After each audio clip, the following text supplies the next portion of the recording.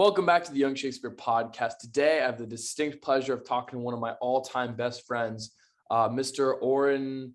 Is it Wiemeyer? How do you say it? Guess we're not as close as you thought.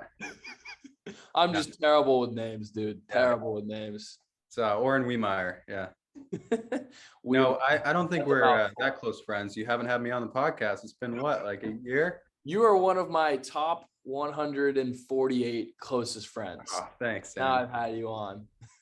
Yeah, I mean we begging you to put me on, and you never invite me. You never. I've been begging you to come on. You're the one that never can make it happen, I guess. Yeah, we tried. You and Matt Centrowitz all have 100 messages from me unopened about coming on the podcast. Hardest guest to get on the show.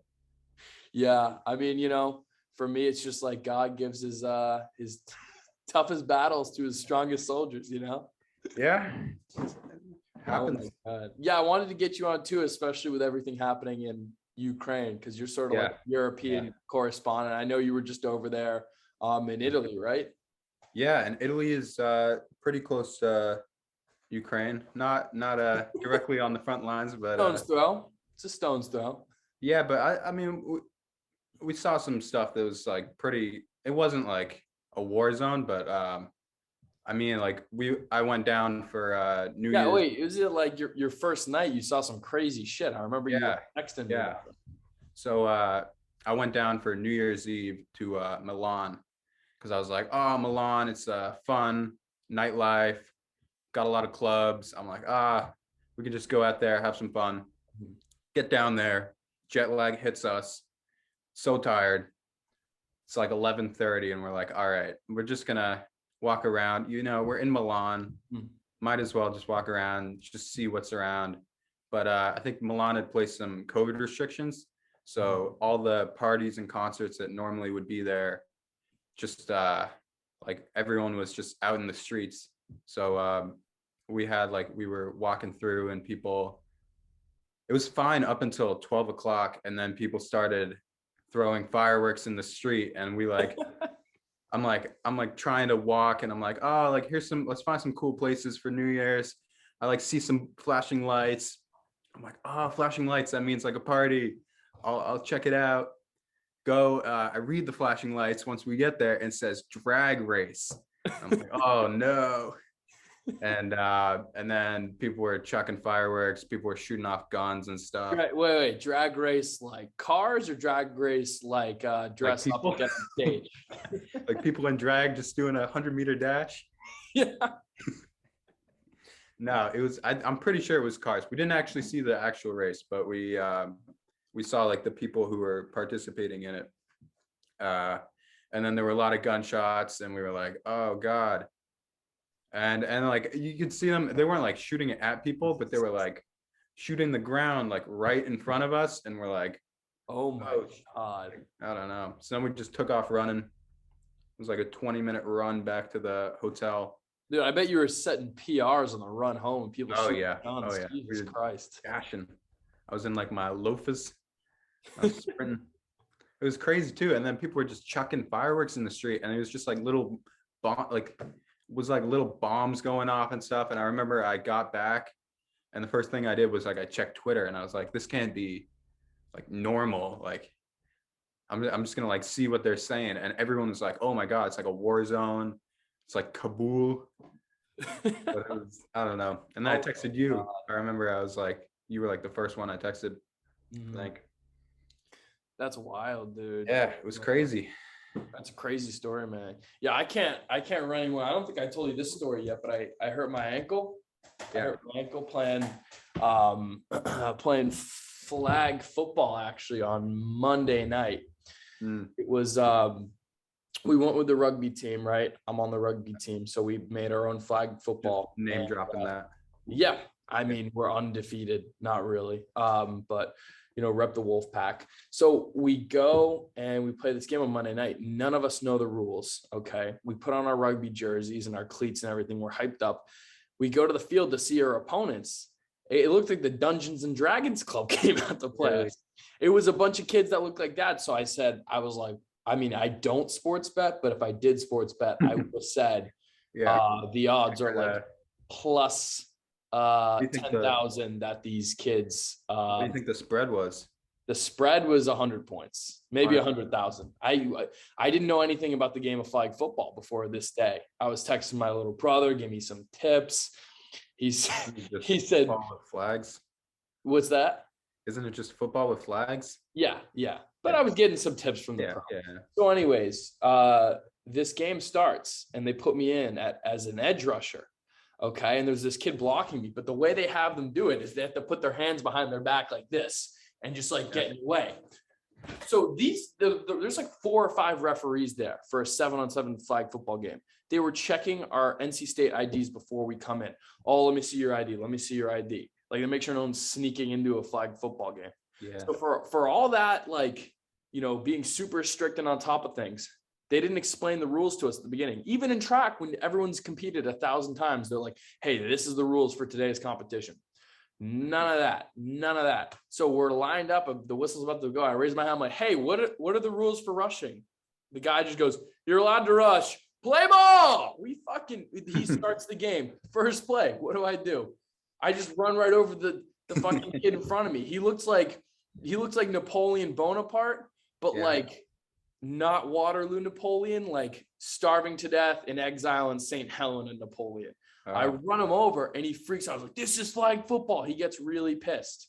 So I do that and I get a flag. They're like, that was like unnecessary contact. I was like, okay, I wish you guys had explained that, the referees. So this happens like 2 or 3 more times. It was like a 9 or 10 play set of downs because both sides kept getting penalties because the referees did not explain the rules. So the game goes on, we switch, we get the ball, they get the ball. It's actually a close game where we just have all the aggression and none of the skills. Later in the game, this kid and me, we're really getting into it. He's like this smaller guy, but he's like getting pissed because I just keeps planting his feet like an idiot and I keep running him over. So finally, he moves his hands, a little sneaky man. He moves his hands from behind his back to in front of him and he grabs me like this. Now, as this happens, this was like, what's it called? David versus Goliath. This little guy was knocking me over. My ankle was like turned on the ground like this. It was not in the right position, but I'm not going to let this guy knock me over. So as if I had perfect footing, I just lean in, press my legs against the ground, and I push him. He gets knocked over, and I was like, oh my God, my ankle is really hurt. So I was like, I instantly thought, I was like, as soon as he gets up, we're fighting. Okay. So I was like, fuck, we're like pushing and we're getting pissed at each other. He gets up and doesn't do anything. I said, thank God, because my ankle's hurt. My teammate goes and then I go, this guy has pushed me. My ankle is hurt. I can't let him know he hurt me or he'll think, you know, he got one over on me. So I'm like, I gotta get off the field. My other friend, Nate, who's the other edge rusher, he's like 6'2", 210 pounds, big dude. He goes, I'm getting off the field. I go, what? No, dude, I have to go. I'm like limping off the field, trying to make it look like I'm not hurt. I get off the field. They're like, why didn't you let this other guy get off the field? And I was like, I explained to them what happened. They go, Dan, he just ran over the girl on the other side of the field. I go, what? They go, yeah, he cut in. And then he went, and then the girl who was playing offensive line was in his way. She was probably 5'1", 106 pounds. He ran her over. So then this kid's back in the field against the little Napoleon guy I was playing against. Napoleon does the same thing. He tries to grab him. My buddy runs him over. And then this Napoleon kid gets up and screams, get the fuck off of me, get the fuck off of me. And they both get kicked out of the game for fucking till the end of the half or whatever. They get a violation with the flag football league. The main lady has to come over and talk to our team about our style of play. It was a debacle. It was a horrendous scene. Oh God. And now I'm hurt because fucking Napoleon was cheating at flag football and pushed. Yeah. You gotta like find out who he is. Once your ankle's healed, you gotta. If I see him on campus, it's on site. Yeah. If I see you, buddy, just know that your team sucks at flag football. Yeah, and then we tied at the end, and I broke up the final pass and started celebrating, and I could hear him go, "You didn't win, it's a tie!" And so I hit the gritty, and we were yelling undefeated because we're 0, 0, and 1, or whatever it is. We have one tie. You had the hurt ankle and you still hit the gritty? Yeah, so it didn't get horrendously bad until after I took my cleat off after the game. Yeah. So I had to sit out for a while, and then I came back in, and then as soon as I took it off, my ankle like blew up. So I went back to my room, and I have nothing here. It's like a bought up motel room or something. There's no like, I can't do like an ice bath. You know what I mean? Yeah. So I just got like 2 Bud Lights, and I like tied a sock around them so that they're like pressed against my ankle. You know what I mean? Like a makeshift ice pack. Speaking of Bud Lights, you're 21. I am 21. Yeah. It's exciting. Crazy. How's life as an adult? It's good. Yeah. It's not much different. Yeah. I guess I could get some beers and watch the Celtics tonight. Yeah. Something like that. Hammer the Celtics money line, although I don't sports bet, so I wouldn't hammer it. Yeah, you're not a sports bettor, but the Celtics, I think you sports bet? I don't sports bet.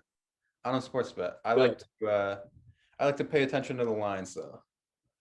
Yeah, me too. It's because then it gives me like more insight into the game. You know, I think I'm just glad you don't sports bet, because I know like it can be dangerous, and I just want to like make sure to spread the word, like 1-800 gambling, and also just let kids know like it's not good for you, man. No, it's not. It's serious. And there's some people who we know who've just been, I don't know, they're in debt. They're debtors. Yeah. If this was colonial America, they would be sent to Georgia under Governor Oglethorpe, because they would be in the debtor colony. That's what I have to say. Sent to Georgia? Is that a thing? Yeah, that's how Australia. Georgia was founded. England, they'd send all these guys. They're like, you know what? You can't pay your debts. You're kind of a leech on our society here in England. Yeah. Why don't you go to Georgia? I thought they put them in Australia. That's they did that as well. A lot of criminals went to Australia. But I know that a lot of Georgia was like this place for like the piece of shit colonists. Yeah. Yeah. Damn. I thought it was like, Georgia's kind of nice. If I was a debtor, I'd be like, damn, thank you. Well, you got to think about in the, early mid 1700s, late 1600s, there was no air conditioning or anything like that. So somewhere like Georgia was friggin' miserable. I guess, but like imagine you're in Maine or something and you've got no like heating, and you're in what? Okay. Yeah, but if you had no, although they had like fires and stuff, they had like those, I still wouldn't be great, but you could have like, what's it called? Like not an industrial furnace, but like, when you go to like Plymouth Plantation, they'd show you like, oh, this is where we put all the wood, like the wood in the fire, and got like a little, I don't know, it looked cozy. Yeah. I mean, Georgia though, like you're not gonna I'd rather be too hot than too cold. I don't know. Would you rather die? Where's the ideal place to be? Which colony? Is it like Maryland? Oh, I don't know. I feel like Virginia would be nice. Low key, the weather in NC is not bad for as far as year round. There's like only a few days where it's like that, where it's like cold. What's the temperature right now for you? Oh, that's a good question. It's kind of like it's like not good, but it's also February, so I can't complain that much. It's 46. Oh, but it's 27 in Sherborne. 25 in Waterville. It's tough. The dirty water. Yeah. Dude, what's more dangerous? South side Sherborne, south side Chicago.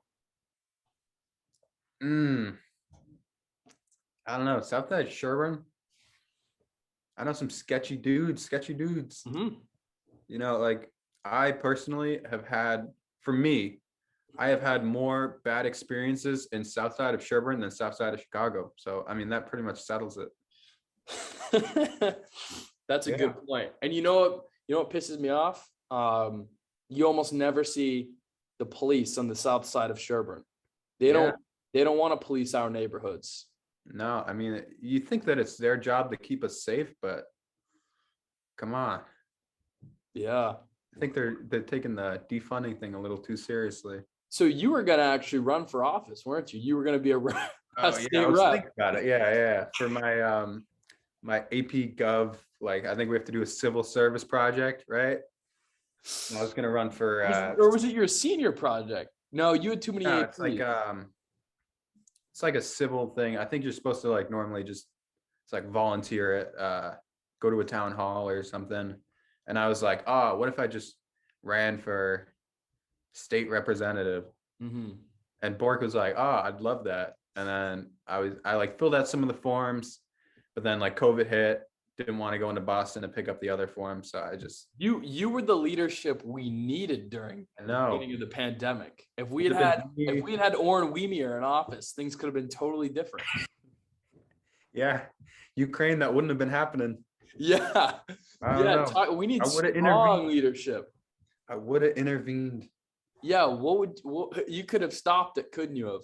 Yeah, I mean, me and Putin, like he's on my speed dial. Yeah. Yeah, I'm sure. Just call him up. Dude, this is you want to know if I was president, this is what I would have done. I'd been like, hi, is this Vladimir Putin? Low key, I want you to stop now. Now.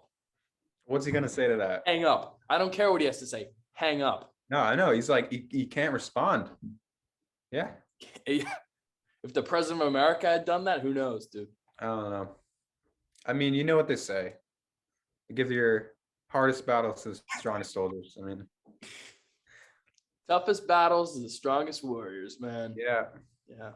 Jesus. It's more, I will say on a serious note, it's more vast, this attack, than I thought. I thought he was literally just going into the disputed, as if I don't know that it's actually disputed, but the Donetsk, whatever republics where there's people of like more Russian ancestry and Russian language and stuff.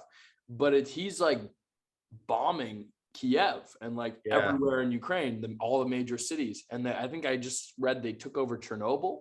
I mean, that's not like great real estate, but like, you know what I mean? They're like all over. They're attacking Ukraine. All right, hear me out. What if Chernobyl is like a nuclear base or something? What if they got like missiles and stuff and they're like, no one's gonna ever go to Chernobyl, so well, it would be a good place to hide stuff. Yeah. Like and maybe they got like some sort of aliens. Like, bro, if you're writing a diary, put it near a nuclear reactor in Chernobyl and see if your mom still wants to. You know what I mean? Like I've got the kind of mom that would like probably go to Chernobyl though, and like if I wrote down some personal feelings and try to get it.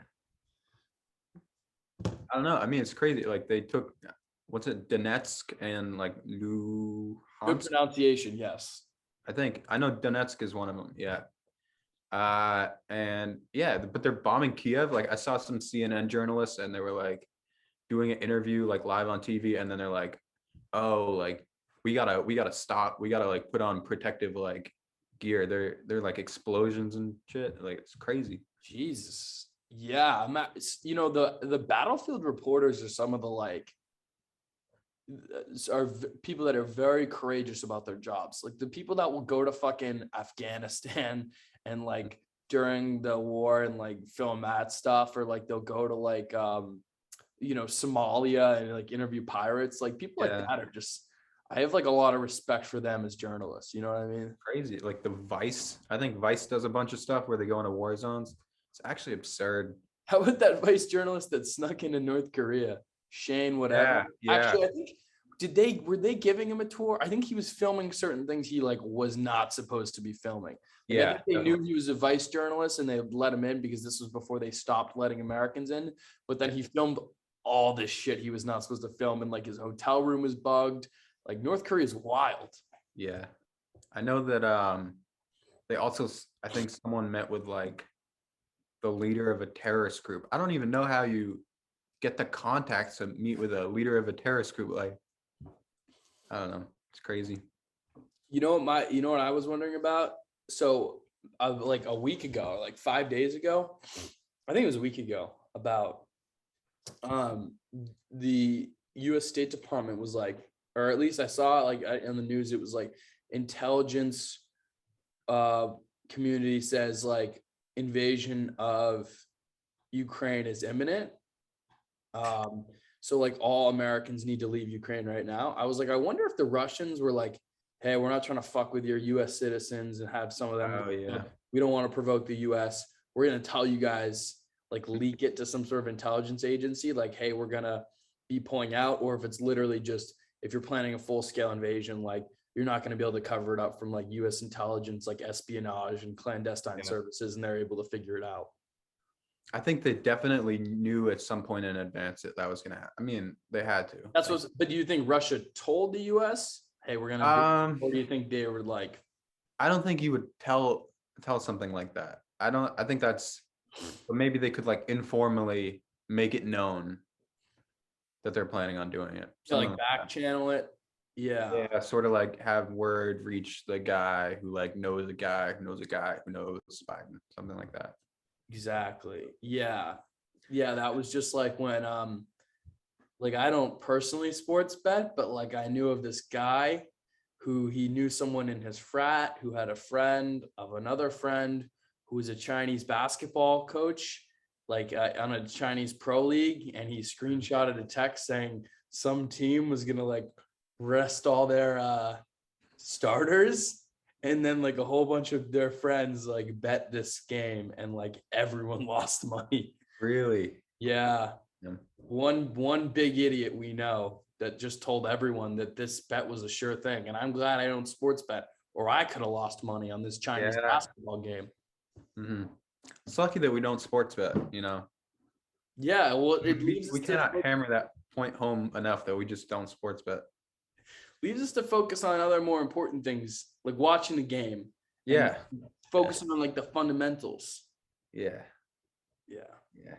I mean, at that point when you have like everyone riding on like one team, or like just say in general, if people really like a team, I know you don't sports bet, but like I'm as much of a sports bettor as Juwan Howard is a pacifist. That's what I'll tell you. Juwan Howard. That's a good reference. Mm-hmm. Think people will get it or no?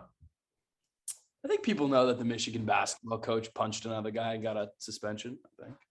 I don't think it's his fault entirely. I mean, the punching part was definitely bad, but then like the other guy like went up to him purpose, like he was just Juwan Howard was just going down the handshake line, and like the Wisconsin coach just went up to him and like was in his face. I mean, obviously you don't punch someone after something, but he probably said something to instigate it. Well, yeah, and he grabbed his arm too. He like grabbed him right here and it was like, no, you're not. Like, let me tell you something. I saw it too.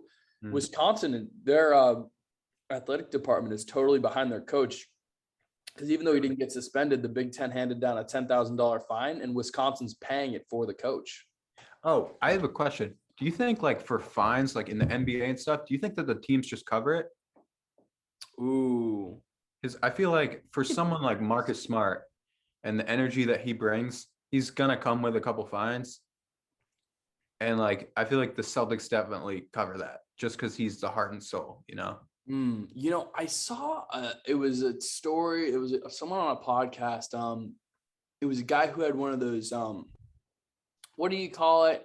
Not a rookie contract, but someone that's like barely on the team. They're starting to get minutes. A 2-way or a 10-day or a minimum. They're on the minimum contract. Okay, like a minimum deal. And they got into it with Shaq or Kobe or someone like that.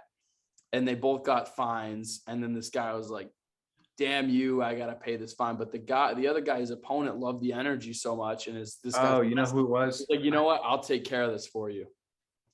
I think it was I know it was like Jose Alvarado. I think he's on the Pelicans. I forget who it was. It was like it might have been KD, but I don't think it was. I don't know. Dick. I don't like. But I do remember. Yeah, someone covered the fine for him. Let me see if I can find it. I don't know. You like KD? I think he's a dick. I think that he's grown on me. I think his Twitter, he's pretty funny. I think he's just like, I understand why he went to Golden State, and then. Oh, it was Joel Embiid. Yeah. I like that. You've been paying attention to the MVP race at all for basketball? Yeah, I like listening to it when the crew on Inside the NBA, like the Chuckster and Shaq and Kenny and EJ. I like listening to them debate about it. I think it's a 3-horse race, right? It's Embiid, Jokic, Giannis.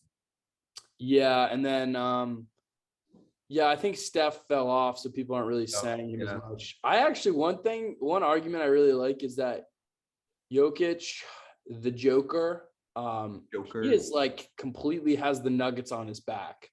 Like if you think Yeah. about it, like how many guys could do that with that team? So you kind of have to give like he is like the most like valuable in that way, like what he's doing for his team. Yeah. What do you think?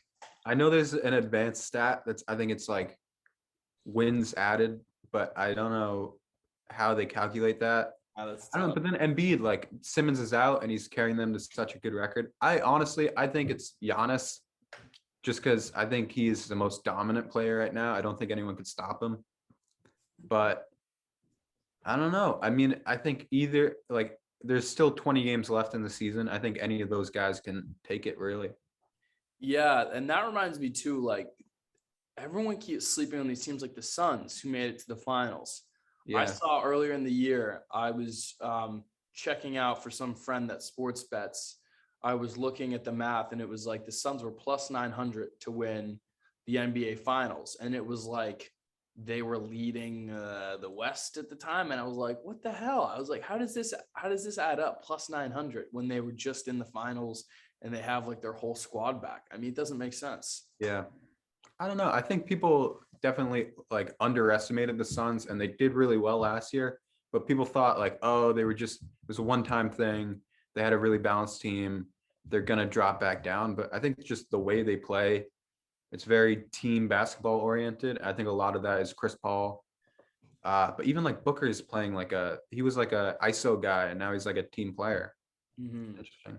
Nothing makes me feel happier than slowly seeing people's hopes for the Nets fall apart because they Oh my started God, the yeah. season at like plus 220. I hate the Nets. Like, I mean, Simmons was like my least favorite player, and now he's going to like my least favorite team. So it's the Sixers and the Nets are just two teams I just despise, just cannot stand. Like the Raptors, I can respect. Mm-hmm. Like just they're so hard for us to beat, but they're like I can respect them. Sixers, the worst franchise. Like, oh my God, I just hate them. Yeah, it's like the Yankees I hate based on instinct. Like you grow up and you're not supposed to like them because they're this Red Sox enemy. But like I don't have as much of a problem with really any of their players. Like the Nets, I actually hate a bunch of their players and what they stand for and everything about them.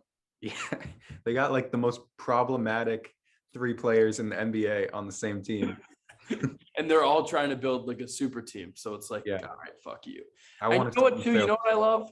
Kyrie. He comes to the Celtics. There's all these big hopes for him. He ruins the culture. He ruins the culture on the team. It's almost like you ever have like two kids in your grade that you don't like, and they're like dicks. Like, especially when kids like bicker like that when you're in like middle school. And then you finally see the two people you don't like fighting with each other, and you're like, nice. Two people I don't like, and they're giving each other shit. I like the fact that Harden it like went and then like he's just like I want to get traded and it like didn't work out because I like to see them try to make this super team and then Yeah. they're all so toxic that they turn against each other. Like that's the best No, in my opinion. it's amazing. It's amazing. And then like seeing Ben Simmons, honestly, I could not have cared if he got traded because I mean, I don't think he fits in with the Nets. And then he was sitting like he literally was giving up millions of dollars on the Sixers just to sit on the bench. It's crazy. He's like a big baby. He was like Yeah, I trade me think or I refuse to play basketball. I think a lot of it is his agent though. I know Clutch Sports, they're the guys who like represent AD, they represent LeBron, they represent like a lot of the big dudes. I think they represent Russ as well. I'm not sure. But like they try and like get guys to do these things like they got like Anthony Davis to go to LA and they tried to get like Ben Simmons to go to the Nets and it's just never gonna work. Like I don't understand. I it's just such overt tampering, but I don't know. It's The crazy. tampering, bro. You Yeah. think the NBA ever fixes the lottery? The lottery? Yeah. What do you mean? Like the NBA draft order. Do you think it's rigged? When There's theories about back I don't know. before silver when it was Sterling that what year did they say? And then remember, yeah, they said he fixed it one year to make sure certain teams got certain picks. And then some reporter asked him about it. He was like, I thought you were a serious reporter. He's like, you're a joke. And he like freaked out and got pissed. But it was like a theory that a lot there's like the theory that they put a ball, like one of the lottery balls, in like a fridge, made it cold. So then when the guy is picking a ball, he knows which one to pick and he can grab it. Holy shit, dude. Yeah. But I don't know. I think the lottery just ends up working that way. I think it is what it is. Celtics, I don't think have won it. Actually, they won it Tatum's year, but then they traded down to get Tatum. Oh, I'm sorry. Did I see Donald Sterling? No, that was the racist No, yeah. guy. It's I'm trying to see who's gold commissioner. David Stern. Okay. Stern, yeah. You're close. Super close, but big difference. Yeah. Let's see. I'm trying to find the clip. Was he like, I don't know. I mean, I think there are definitely some NBA conspiracies, like theories that are true, though. I think a lot of it, like super teams and like people allowing other people. I don't know. I think the NBA should step in sometimes when like a player gets traded to like KD to the Warriors definitely should not have happened. You take a 73 team. I don't know. Wait, hold on. I got the clip for you. I'm trying to turn into a young Jamie for myself. Can you do share screen? You should start doing that. That's what I'm trying to do. Yeah. Let's see. Oh, let's see it. Is this the first time you've done this? I did it for the when I was streaming the games. The DS. Oh yeah. You should definitely do this. Like pull up clips and stuff. Yeah, let me know. Let me know if you can't hear it. Oh yeah, so he says, you can see as the title says, he asked him, he was like, have you stopped beating your wife yet? He asked that to Jim Rome. Draft lottery, which of course produced the usual round of speculation that maybe the lottery was fixed. I know that you appreciate a good conspiracy theory as much as the next guy. Was the fix in for the lottery? I have two answers for that. I'll give you the easy one. No, and a statement. Shame on you for asking.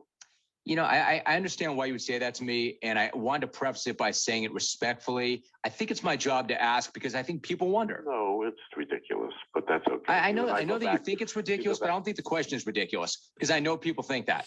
I'm not saying that I do, but I think it's my job to ask you that. Have you stopped beating your wife yet? Yeah, I don't know if that's fair. Why is that? Because I think that and I know you read your emails, and I'm sure you follow things virally and on Twitter. People really do think it, whether it's fair or not. Well, they think it because people. You don't think the question's fair to ask if your fans think it? Silly questions. I expect it to be written about, and I commented last night at my presser that there was one guy who I won't dignify by naming says, I have no reason to know anything. Yeah. Isn't that wild? Have you stopped beating? Yeah. Have you stopped? Did he say it like I'm not sure if he meant like if the guy actually had like accusations of beating his wife. No, I think that must be like an inside. No, it's just it's like saying like, oh, like this is how crazy it is. But that's like, oh, is that what he means? I don't know. But I feel like the other guy would have taken a little more offense if he was like, have you stopped beating your wife yet? And he was just like, That's a good point. Let me look it up actually. Jim Rome beating wife. Oh, dude, I have a question that I've been meaning to ask you on the podcast. Yeah. I've been like asking people who, like, I asked my roommate, I asked a couple of people. The four guys, NBA on TNT, Ernie, Chuck, Shaq, Kenny. Who do you think the next four are? Oh boy. Because Chuck is retiring, is that it? Well, I think Chuck's retiring. I think the other guys are getting old. Yeah. And I think eventually they're gonna have four new guys. Oh, they need TNT or whoever picks it up, it's gonna be on TNT, needs to like know why the show worked. And it's because they're chatting shit and having fun with it. Yeah. Keeping it real. They're calling Zion fat. They're talking about, people eating too many churros. You know what I mean? Like, yeah. who are the next four? Oh, I think Richard Jefferson for sure. Really? I was like, I could see Richard Jefferson in. But then would you put like Perkins in, like Kendrick Perkins? Oh my God, Perkins and Jefferson are always ripping on each other. They I have know. great I feel chemistry. like They're they'd be wicked. great. They're wicked funny. I But love I that. don't think they're like, they're not like Shaq and Chuck. They're not like as good as those guys, you know? Yeah, but they're Mm. pretty funny. So you need one. You need a superstar. You Yeah. need Scalabrini. Yeah. My boy Scout, put him on. Honestly, you and Scout kind of look similar. That was my nickname in You know, just basketball. the Boston area. They call me Scal at basketball. Yeah. Y'all red today, baby. White Mamba. The white Mamba. I wonder how he felt about that nickname. It's like, Oh my God, you should get him on the pod. don't you think I've already DM'd him? Come on. Come on. I have his number if you want it. I don't want to. I think he would have responded to the DM. I don't know. Maybe he doesn't look at his DMs. I don't want to bother him. You know what I mean? He Mhm. does enough. He does enough like media and stuff. So he coached with my dad, so I would like help out at practices and stuff, and I would like go to practices with him. He came to a couple of our middle school basketball practices, and he would play these 5-on-5 drills, and he would play like as hard as he could. Like he would try and beat the shit out of like these 7th grade guys, and he'd be like dunking and shit and like blocking shots. And I mean, it's crazy. Like you think like, wow, this guy's like he's known as one of the worst players in the NBA. Not like the worst, but like one of like known for being bad. And he is just so like he is great, and he's like 45 or something.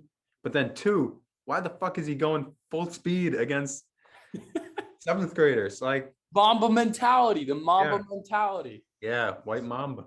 Well, you saw about, I'm sure you've seen when he was like played some shit talkers in real life. Like he showed up at like just a court in Boston at some gym and was just yamming it on a bunch of just regular dudes to show like, he was like, I'm so much better than like the best guy at your YMCA. So much better. And you know what's funny too is like, remember there's that famous quote of him after the NBA finals when they're like, blah, blah, blah. And then he was like, well, in 5 years, I'm going to tell my kids I like played a bunch more. And in 10 years, I'm going to tell them like I was a starter. In like 20 years, I'm going to tell them I was the finals MVP. And I'm like, now like you see him and his kids around town, you're like, it's kind of funny to like see them and be like, hey, your dad is the MVP. Daughter, I don't know. His daughter is so good at basketball, and she's also good at track. I don't know if you were. Yeah. Well, she was in my mom's track group. Yeah, I remember coaching with her. She's good.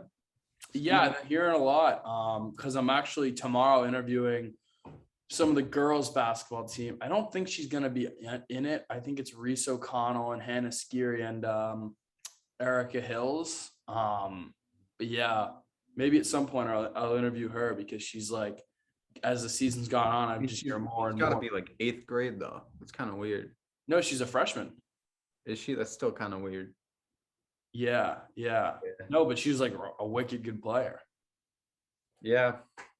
Does she get girls this year are like ranked number 4 in the division.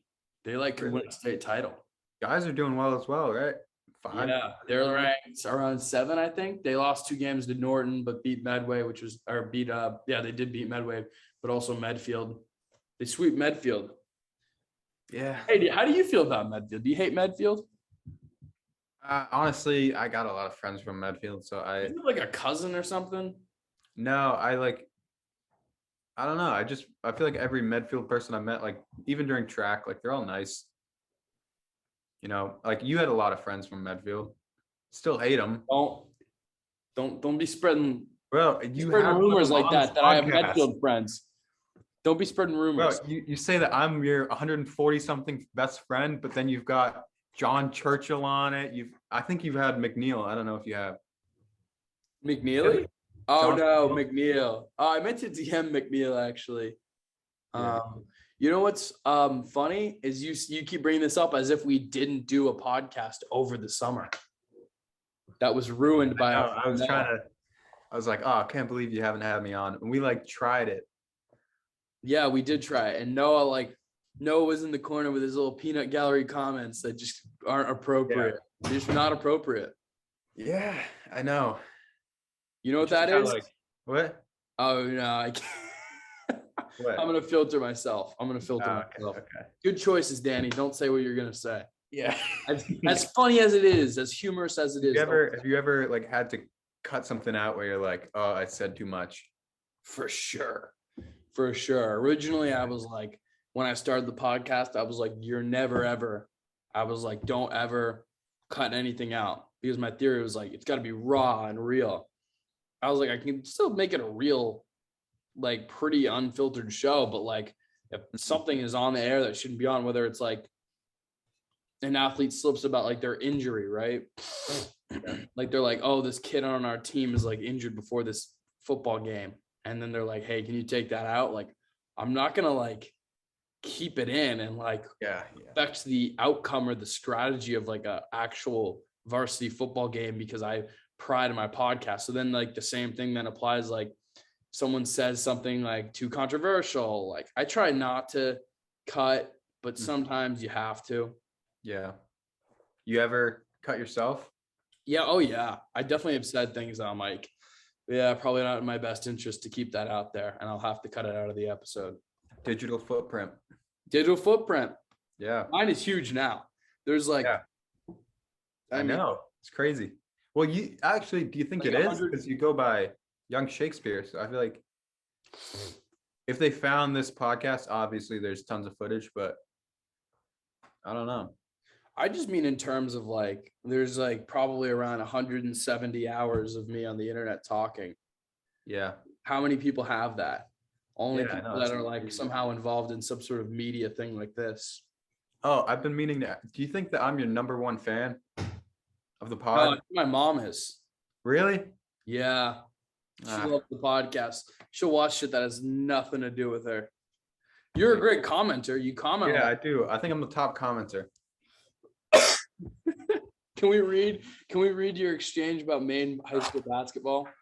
Oh yeah, the high school basketball kid. Yeah. How about I'll read for the guy that let me adding shit and you can read for yourself. Let me pull it up. I gotta search. If I search Young Shakespeare, go to Young Shakespeare and then go to most popular. My most popular videos. Oh, wait, I've got too many Young Shakespeare likes your comment. Who is it? JP Estrella, the 6'11" kid. Okay. JP Estrella. How do you spell Estrella? Estrella. Oh, yeah. All right. So basically, I guess I called this kid in the beginning of the podcast. I said, JP, like, what's it like to be the best basketball player in Maine? Mm-hmm. And this kid, Cody Freese, comments, Cooper Flag in Maine, spelled M-A-I-N. The third best in the country, by far is the best in Maine. Again, M-A-I-N. He beat JP. And then I said, respectfully disagree. Cooper's a stud, but his ranking is a part of the freshman class. JP is more developed as a player. It's like saying a 10-year-old is better than JP because they are ranked higher among the 2030 class. IMO JP is the best player in Maine, and I know nothing about Maine basketball. Yeah. So then this kid says, I also respectfully disagree, Young Shakespeare. I was in attendance of the Sopo versus Nokomis game earlier this season, and Cooper Flag outplayed JP 100%. Not taking anything away from JP as he is a great player, but Flag is above all. I should probably go to one of these games, honestly. Sopo so then what did you say? Portland. So what did you say to this? And then I said, I was also in attendance at the Sopo versus Nokomis game this year. And I can't believe that you came away from the game with that conclusion. The Cooper Flag looked like a drunk baby giraffe on the court. And if his teammates hadn't bailed him out, Nokomis would have been blown out. Can't believe Cooper Flag tricked two teams into somehow giving him offers. Would not be surprised if those are rescinded. And meanwhile, I have no idea who any of these guys are, have never watched, no idea, like didn't watch the podcast. Just you texted me and said, defend me in a comment section. Yeah, I love that. Cooper Flag looked like a drunk baby giraffe on ice skates or some shit like that. Like that was just so good, man. Yeah. Fucking Maine basketball. And then I actually interviewed another Maine basketball player, Dom Campbell, who he plays in New Hampshire though for Exeter, but he's from Maine and he's committed to Notre Dame. Who knew all these fucking Maine kids? They play basketball. I mean, you're interviewing the #1 Maine basketball player right here. I got an intramural team going. Oh yeah, how's that? Me and a couple of the boys who are ex-track guys. Yeah. Wow, so some athletes. Yeah, some former athletes. Damn, son. Not anymore. You ever see your coach around campus? No, I haven't. I think I like saw him one time and he saw me and he didn't really acknowledge me at all. And I was like, all right, Tough. nice. I'd say I wonder if that'd be awkward. Yeah. Our, Your former coach ever reach out to you? Not your mom. Yeah. Well, no, I remember like when I was like told my coach, because he knew we had talked about me transferring and stuff. And then I was like, hey, you know, like, because he's like, oh, I need to know for like over the summer, he had texted me. He was like, hey, I need to know officially so I can, it was for whatever, like the email list or the roster list, someone needed it. Hey, are you going to be coming back? So I call him, hey, I'm going to NC State, blah, blah. And then it was kind of tough because he kind of just kept like I was like, all right, and that's that. And he was like, oh yeah, totally get you doing what's best for your education. You know, you have, you know, you want to go down south. And we talked about it.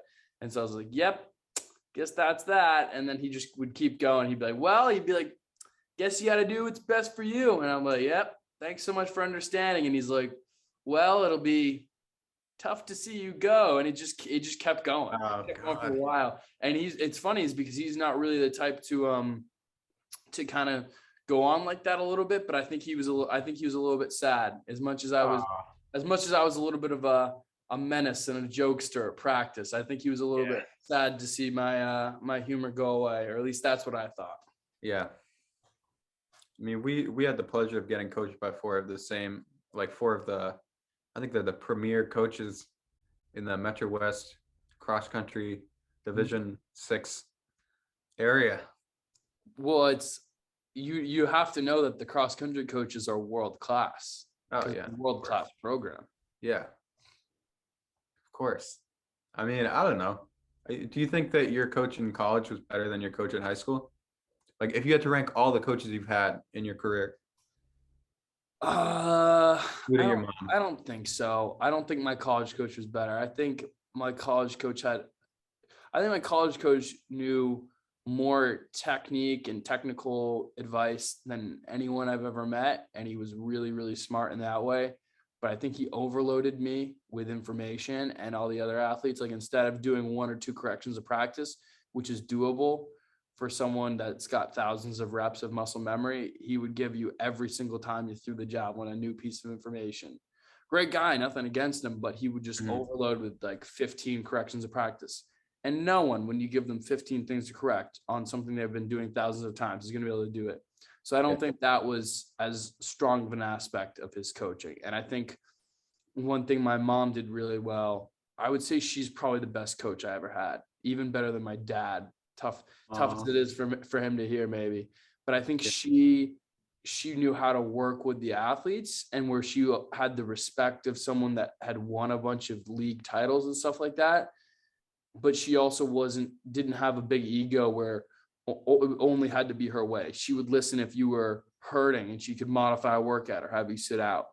And she knew how to push people to get the best out of them. So I think she was the best coach I ever had. I don't know if I agree that I had a similar experience. So my college coach, Dave, smartest dude I know when it comes to like training, workouts, strength. He had like all these formulas, and he would just, everything correlated with everything. Every single time you ran had some sort of meaning and impact on like your grade. He would like rank everything, rank all the kids. And I don't know. It was interesting being coached like that, but then at the same time, I think I had my best performances like with your mom. And your mom, it was very like a athlete coach understanding, sort of like I would, like Will and I could be like, hey, Coach B, like we know like this is we know like how we've been doing, how our training plan is. We know what we have to do. Is it okay if we do this? And then for like a workout, and then she would say, oh, maybe add like some 200s or add like a warm up in there, something like that. Yeah. She also knew, like, I hate to say it, but some of the stuff, like, you see our unnamed friend who doesn't want a digital footprint over at the Naval Academy, how he's done running, how me and you are done running. And then like our friend at Boston College, Noah, how he's getting hurt a bunch of times. And some of that's unrelated. It's like the mono or whatever. But like the hurting, like the stress fractures, wasn't really much of that under my mom. She kept the mileage low. She kept people healthy. And I think there's a lot more of us getting run down when we went to college. I think there wasn't as much like athlete first consideration about people not getting injured and stuff. And she definitely like, she knows, I mean, she just knew every individual person. Like she took the time and she would be like, it wasn't even like just me. It would be like some kids who were like just starting out with their first year. They hadn't really run and they didn't really have that much endurance. And she would like take that into account and she'd alter their workouts. But then like someone like me, she would know like if I started too fast, I would burn out by the end. Something like that. Yeah, for sure. Are you free until 5, you said? I'm free until like, I mean, I gotta leave at 6, so I can do however long. Like I was like, this is like a vibing. We're starting to sound like just a phone call that we have on normal days. Oh yeah, 2 hours. Fine to talk as long as you want. Yeah. We probably talk about more. This would be that the things we're talking about would be included in our phone call. I guess there would just be the extra stuff. We talk about like what happened over the weekend or stuff like that, which normally isn't as good for the podcast, but yeah. Are you a Peaky Blinders guy? Dude, I am. Are you? Dude, okay, let me. I'm on episode 3. Don't spoil anything. Can you see that? Wow, that's sick, man. Tommy Shelby. Yeah, right there in the flesh. Yeah. You have the flag of England too, huh? Yeah. I just like. Were you near Birmingham when you lived there? Were you near Birmingham when you lived in England? So I was Sheffield. I don't know how far it is from. How about when I was with my 2 buddies, the exchange students on the rugby team from England, and they were like, I was like, oh, I was on the phone with you, and I bumped into them. I was like, oh, my friend Oren actually lived in England, and they're like, where'd you live? And you're like, oh, I lived in Sheffield, and they're like, Sheffield, man. They're like, that's crackers, and they like started making fun of you, and I was like, I don't get it.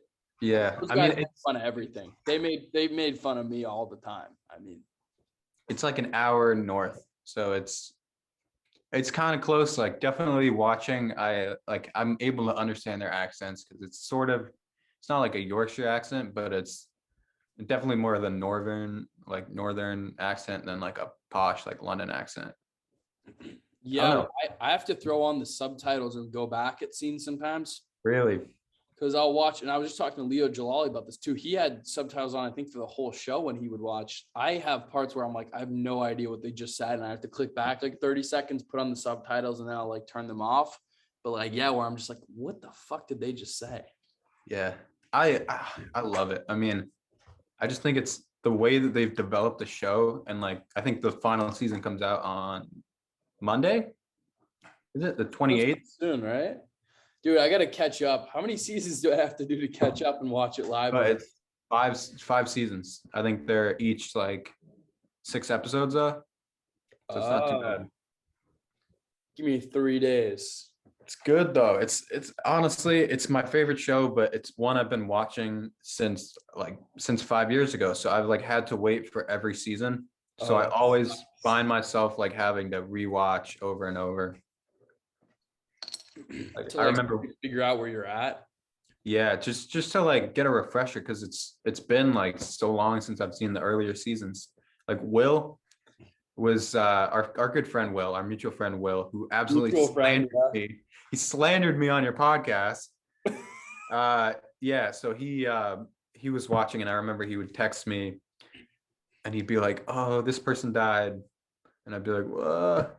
I'd be like, "Oh, I completely forgot about that." But then, like, I don't know. It's just cool seeing other people enjoy, and I bet he felt the same way when I was watching Game of Thrones. Oh yeah. Yeah. Yeah. Do you wanna throw out any slander on Will for slandering you on my podcast now that you have the platform? No, I'm gonna take the high road. That's good. You're a good man. You know who does sports bet? Will Brown. Huge gambler. Addicted. Huge gambler. Yeah. I mean, he was very defensive, but he's like, I think he's in debt, right? He's got some hits on him. Yeah. There aren't people calling up kids at his school trying to like Yeah. trying to jump them or something. I don't know. Yeah. Crazy. It's crazy. Crazy story, man. No, it actually is a joke because for the record, Will does not like us. He Yeah. actually doesn't sports bet. He does not sports bet. I don't think people know what to think. Will actually, if you ask him like, "Hey, do you want to put $5 like that? I can swim to the island faster than you at Farm Pond." He'll be like, Yeah. "I'm not a gambling man." That's like his phrase. I'm not a gambling man. Not a gambling man. Yeah. We've definitely done like some, not like sports betting, but we've done some bets together. We've definitely, like, I feel like I'm always betting you in some sort of something. I feel like I'm losing money most of the time. No, wait. There was, okay, so we've done like 3 bets that I can think of. There was one that was a high jump one. And I won like a few bucks. I thought I would win more, but I won like Yeah, $2 it or was something. it was I won like if I, maybe. yeah, it was like every inch that we like had a certain height, and it was like 4'4" or something, and I'd never high jumped. And it was like, if I could get 1 inch over that, you would pay me $5. If I could get 2 inches, it was $10. And I think I got like 4'3", so I had to pay you $5. Yeah, because it was like every increment below you owed me $5. Yeah. Yeah, I think it was in That's a 2 cool inches. bet. So it started at 4'4" or 4'6" or whatever the mid height was. That was like almost like the spread, right? Yeah. Like, and we were like, yeah, anything over this, because you were like, yeah, I can definitely get that, because I think you thought you could get like 5 feet or something. No, But I thought I was well- convinced you were gonna end up owing me like $30, and then it was only like 5 or something. Yeah. Better than I thought. And then we had the underwater swim bet where I bet I could swim 50% further than you under the water. Yeah. I think about that sometimes, and I'm like, I definitely could have made it at least a length and a half. And I think I just gave up because I was like, oh, there's no way he can do like that much further. But you did it. Yeah. You like had some like breathing technique. Yeah, you hyperventilate for like a minute before you go in to remove all the carbon dioxide from your lungs to make room for more oxygen. And then it's the quickest way to like get all the oxygen, through your bloodstream and out of your lungs is if you like go like super fast like this. So I've seen like professional free divers that can go like 200 meters where they're just like, they pull and they drag, and then they're in like a streamlined position because you use all your momentum to go as long as possible and just ride off that push, because you don't want to have to use extra push and not have the momentum on your side. So I just did that and I ended up doing well. I did actually, at the rugby team, we're swimming, and I went up and back in like a pool, so it was a whole 50 meters under the water. And I got up and everyone's like, holy shit, because everyone was doing like 25 meters and I used the technique, but the guys said that my lips were blue and my head genuinely hurt, and I had such a tough time swimming after that, like on that day. So it's a little bit risky. Don't fuck around, people, with swimming under the water. My dad, one time, he was a little kid, got in like the swim underwater competition, and he was determined to win, and he passed out under the pool, and his buddy just like didn't notice. He was like, where'd Dan go? He was like, I don't know. And like for like however long, 3 or 4 minutes, my dad was unconscious under the water. And so his sister, who was lifeguarding, my aunt, my aunt was lifeguarding. I think it was my aunt Chris, and she just didn't recognize that my dad had drowned. But my uncle Jay did realize it, and he jumped into the pool. God knows how long he was down there, pulled him out, gave him mouth to mouth, and saved his life. Damn, I didn't know that. That's crazy. Yeah. I wouldn't be here. If my uncle I Jay know. hadn't jumped in. Uncle Jay. Yeah. I used to do a thing in calculus class because it would just, I think it was like after I'd already gotten to college, senior year. And it was just one of those classes where I was so bored, and I would just try and think of something to do. So I'd try and see how long I could hold my breath, and I would like really force it till like my legs were like kicking in class, and I'm like, and I just I would get like a minute, like I think I was like a minute and 10 seconds or something, and I was like, that's. But then you see like David Blaine or something, and it'll do like whatever. I still think he cheats. I think he does some sort of, I don't know. Yeah, well, it's funny. Someone in class, the girl behind you trying to learn calculus is like, what the fuck is Oren doing? Just like, I'm like sliding down my seat. I'm like, just like, just like Yeah. no oxygen, kicking your legs. Oh, like you God, said. yeah. It's like, yeah. oh my God, fuck. Yeah. Oh, David Blaine, I actually love his stuff. I think he cheats on some things. I think others not. Like he literally, when he was in that, what was it called? Like the box. It was like he was just suspended off like a bridge in London in a box, and he just didn't eat for like 44 days. What? I haven't He heard was about in plain that. view, so people would come and watch him. He had like water, but he went That was it. 44 days without food. Jesus Christ. Yeah. Damn. I can't even. That's like, what do you think the unbroken guy? Do you think, how long did he last? I mean, he was starving to death, so probably, Well, wasn't David Blaine starving to death? yeah, in a way. I think they took him to the hospital after. Yeah. And they said, so one of his like magician friends wanted him to cheat. And he was like, trust me. He's like, if you're going to do this, you need all these vitamins. There's no way you can do it. So he wanted him to take like, weeks supply of these vitamin supplements and take them to like super load his system. But then the doctors figured out, and he didn't take him. He's like, no, I'm going to actually do this.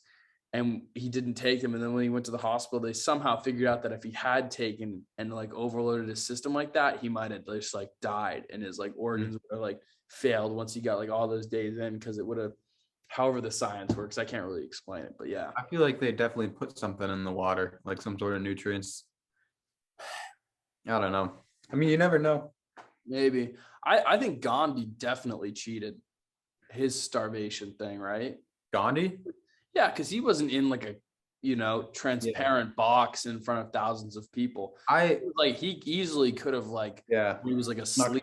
Someone slipped him a piece of bread here and there to make sure he didn't die. I think Gandhi, I don't know. I mean, he did do like a lot, but then there's people who say that he was like a lawyer, right? He was like pretty rich. I think he like was born in like South Africa, went to school in England. Yeah. And I don't know. I mean, he definitely is like, well, so I remember in high school, people like one of my teachers, my history teachers, like tried to make the case that he was a bad person.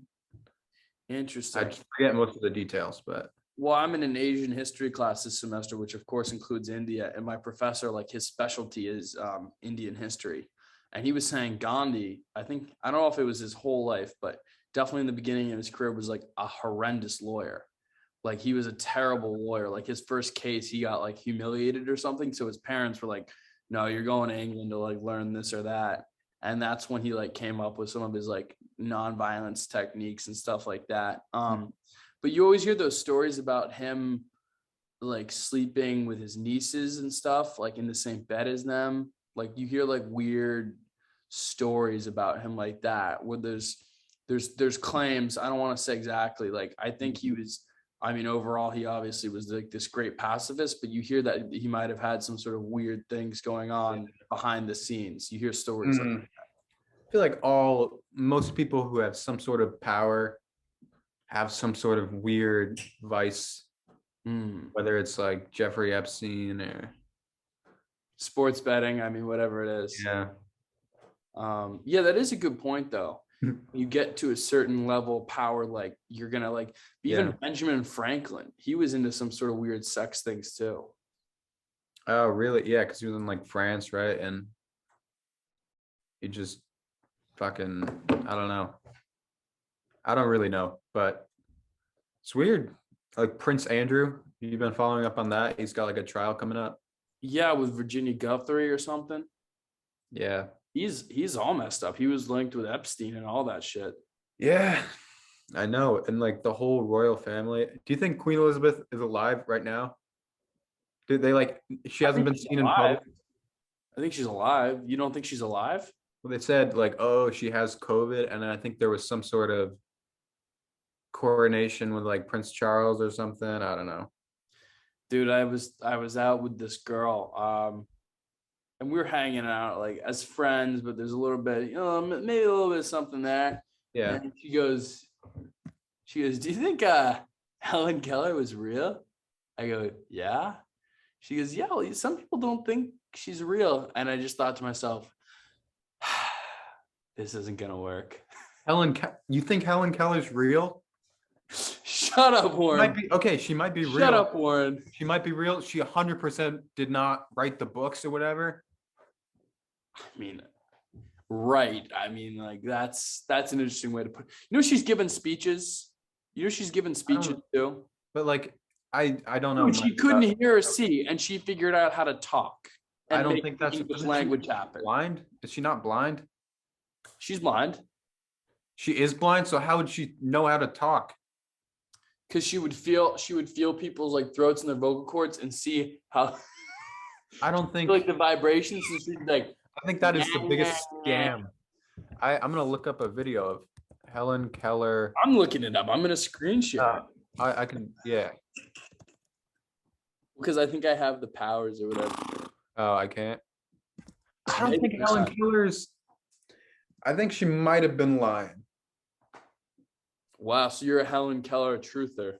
I think that what happened is that when she was younger, she had all this stuff, and she must have got like she was able to see, able to talk, everything, and then she must have gotten like sick or something, and then she just has not been able to, but she can still say stuff.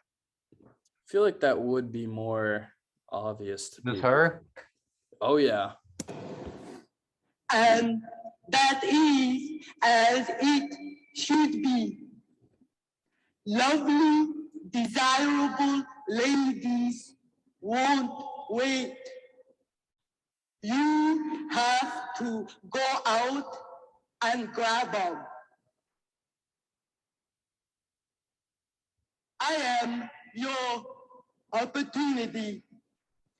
I am knocking at your door. I want to be adopted. I don't know. She's a French accent almost. Isn't that weird? Yeah. I don't.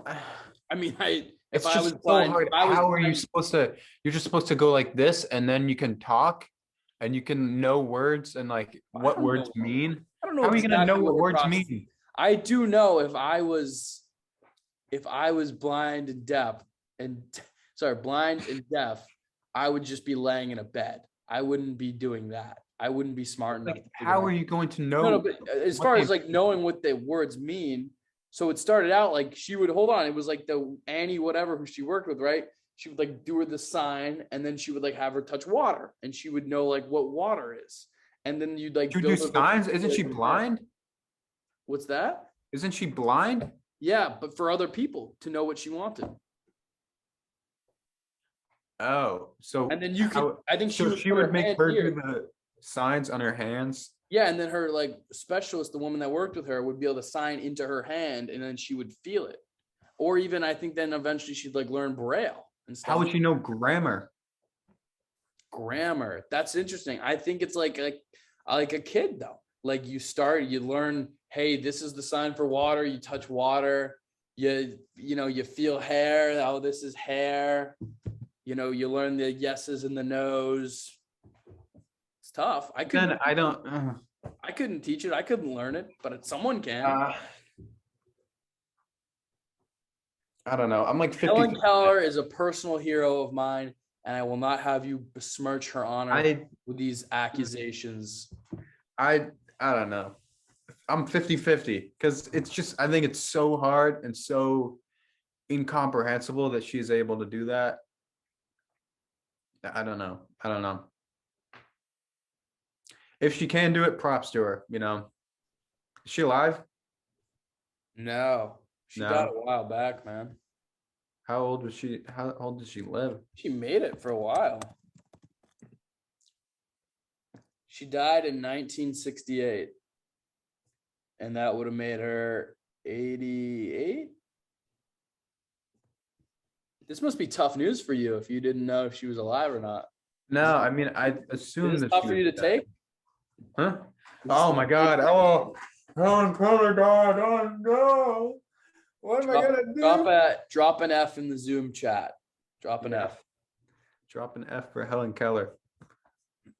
Ah, OG Weems. How about that? That your school email is like OG Weem. OG Weem, dude. I remember there was a person came in for like a seminar in high school, and they were like, it was about reclaiming your name, and they're like, what do you want to be called? And I was like, I want to be called OG, because my first two names, I'm Oren George, and then they just like, nah.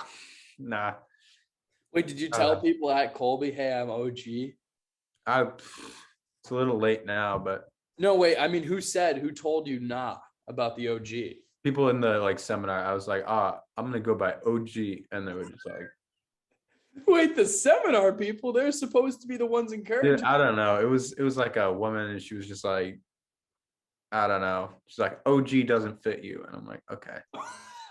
You're the seminar lady. I know. You're the one preaching. Who are you to tell a kid that OG doesn't fit them? Yeah. That would be a sick name. You know what? I could have gone by DJ, Daniel John. Oh yeah, DJ Bennett. DJ. I mean, like, especially in my most rambunctious years, DJ definitely could have fit me. Like, DJ. You go by Dan now, right? Yeah, I go by Dan. Dan. More people called you Dennis. Yeah, Dennis. That was a funny one because I was like the football coach. One of the freshman football coaches thought I was doing push-ups and he called me Dennis Bennett. And I was like, hey guys, I was like, your coach thinks my name's Dennis. And like for a few weeks, like everyone kept calling me Dennis so that he would keep doing it. And it was just like this meme that just spread. So like kids from there are like Dennis Bennett. Would you ever go by Daniel? Nah, I feel like that's a bitch name. Do you think? Okay, isn't that your full name? Or are you just Dan? A government name? Yeah, it is. Your government name. Yeah. Call me by my government name. It's like that guy that works at Barstool Sports. Do you know Rico Bosco? No. He's like a firefighter, so he doesn't want anyone to say his real name. And I guess he was in some fight with someone at the office. And he was like, the guy called him by his real name, Terrence. He's like, okay, Terrence. And then he took a high noon bottle and whipped it like full speed, 90-mile-an-hour fastball, like at this guy's head. And Dave Portnoy suspended him for a month because he like ran over and like threatened him with another high noon bottle and was like going to take his head off. I'm not really a Barstool guy. I think you strike me as one though. Not like Saturdays are for the boys guy, but like someone that would enjoy. Because I know like Jacob Robin likes their content. Like I feel like you're one of the guys that you like Boston sports. I feel like you would like Barstool stuff. It's tough because they're Boston sports guys, but I just think like Portnoy is just such a shitbag. Like I just don't like David Portnoy at all. And I just like he just seems so cocky. Like I watched that's the joke though. That's part of the joke. Yeah. But he's just so like I don't think it's a joke. I think he's just a bad person. And I mean, I don't mind them, the Barstool guys. I just think the whole, I don't know. It's just, if you're a Barstool guy, you have to like be like, Saturdays are for the boys. That's what I hate actually. Cause I like Barstool. So someone that actually doesn't watch their content and then just has like the Saturdays are for the boys, like it's a classic like freshman guy dorm. Oh, you're not a real Barstool fan. No. I mean, like it's the classic freshman boy dorm room thing to hang it up on the wall. And I'd be like, oh, like trying to meet people. Hey, do you like Barstool? Like, nah, it's just a sick flag. And I'm like, yeah. Saturdays for the boys. What are the other ones? Like, do you listen to Chicks in the Office? No, I don't. What's the one with that's like Rhea TikTok guy on it, right? Tommy Smokes. No, it's like BFFs with Josh Richardson or Josh Richards. You listen to that? When they have on an interesting guest like Livy Dunn, because I'm like, oh, she's like an LSU gymnast. Should get her on the pod. I know. You Sports reach out to Dave podcast. at all? I actually have this girl who agreed to do it, and then it was like she was in quarantine, so I might reach out again now. But she was like, she's like the best gymnast in like the conference that NC State's in. It's not the ACC; it's a different conference for gymnastics. But she's like this sick gymnastics athlete, so I should talk to her. I feel like your NC State content's kind of gone down. You've kind of gone back to the high school, but like that's fair. That's what get views and stuff, and like. I mean, yeah, it gets more views. The athletes are way more accessible. It's also like my niche. Like people now know me for it. Yeah.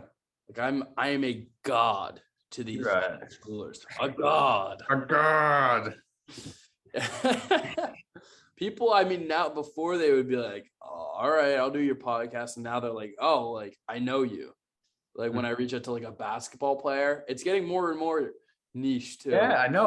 I like hadn't checked out the sub count for a while, and then I was like, okay, you're over 300 now. Yeah. All right. The subs are coming in really slow, but I'm ripping the views. Like I'm supposed to do 10,000 views this month, and it's the shortest month of the year. Let me look at your I subscribe to 2 YouTube accounts. It's you and JJ Redick. Oh, the old man in the 3. The old man in the 3. That's the You listen to the one with Tatum? I did. It was Dude, so good. So you know how I do that radio show? Yeah. I was like, all right, guys, no music today. I'm just playing the Tatum podcast. So I just played that on the radio. No freaking way. I don't think it's legal, but You've just pirated Spotify's. what are they gonna do? What are they gonna do? Dude, Yeah, I just got into that show like 5 days ago because I saw the Tatum stuff. And you know the way the Marcus one? What? The one with Marcus Smart like a week ago. Oh shit, I gotta check that out too. What I was gonna say is it's kind of like when the Boston sports press system, then the military industrial complex of the Boston sports industry is asking Tatum coaches like, what do you think about people saying you and Jaylen Brown should be split up? He'd be like, I don't listen to the noise, or like whatever, like that, you know, you give like a diplomatic answer.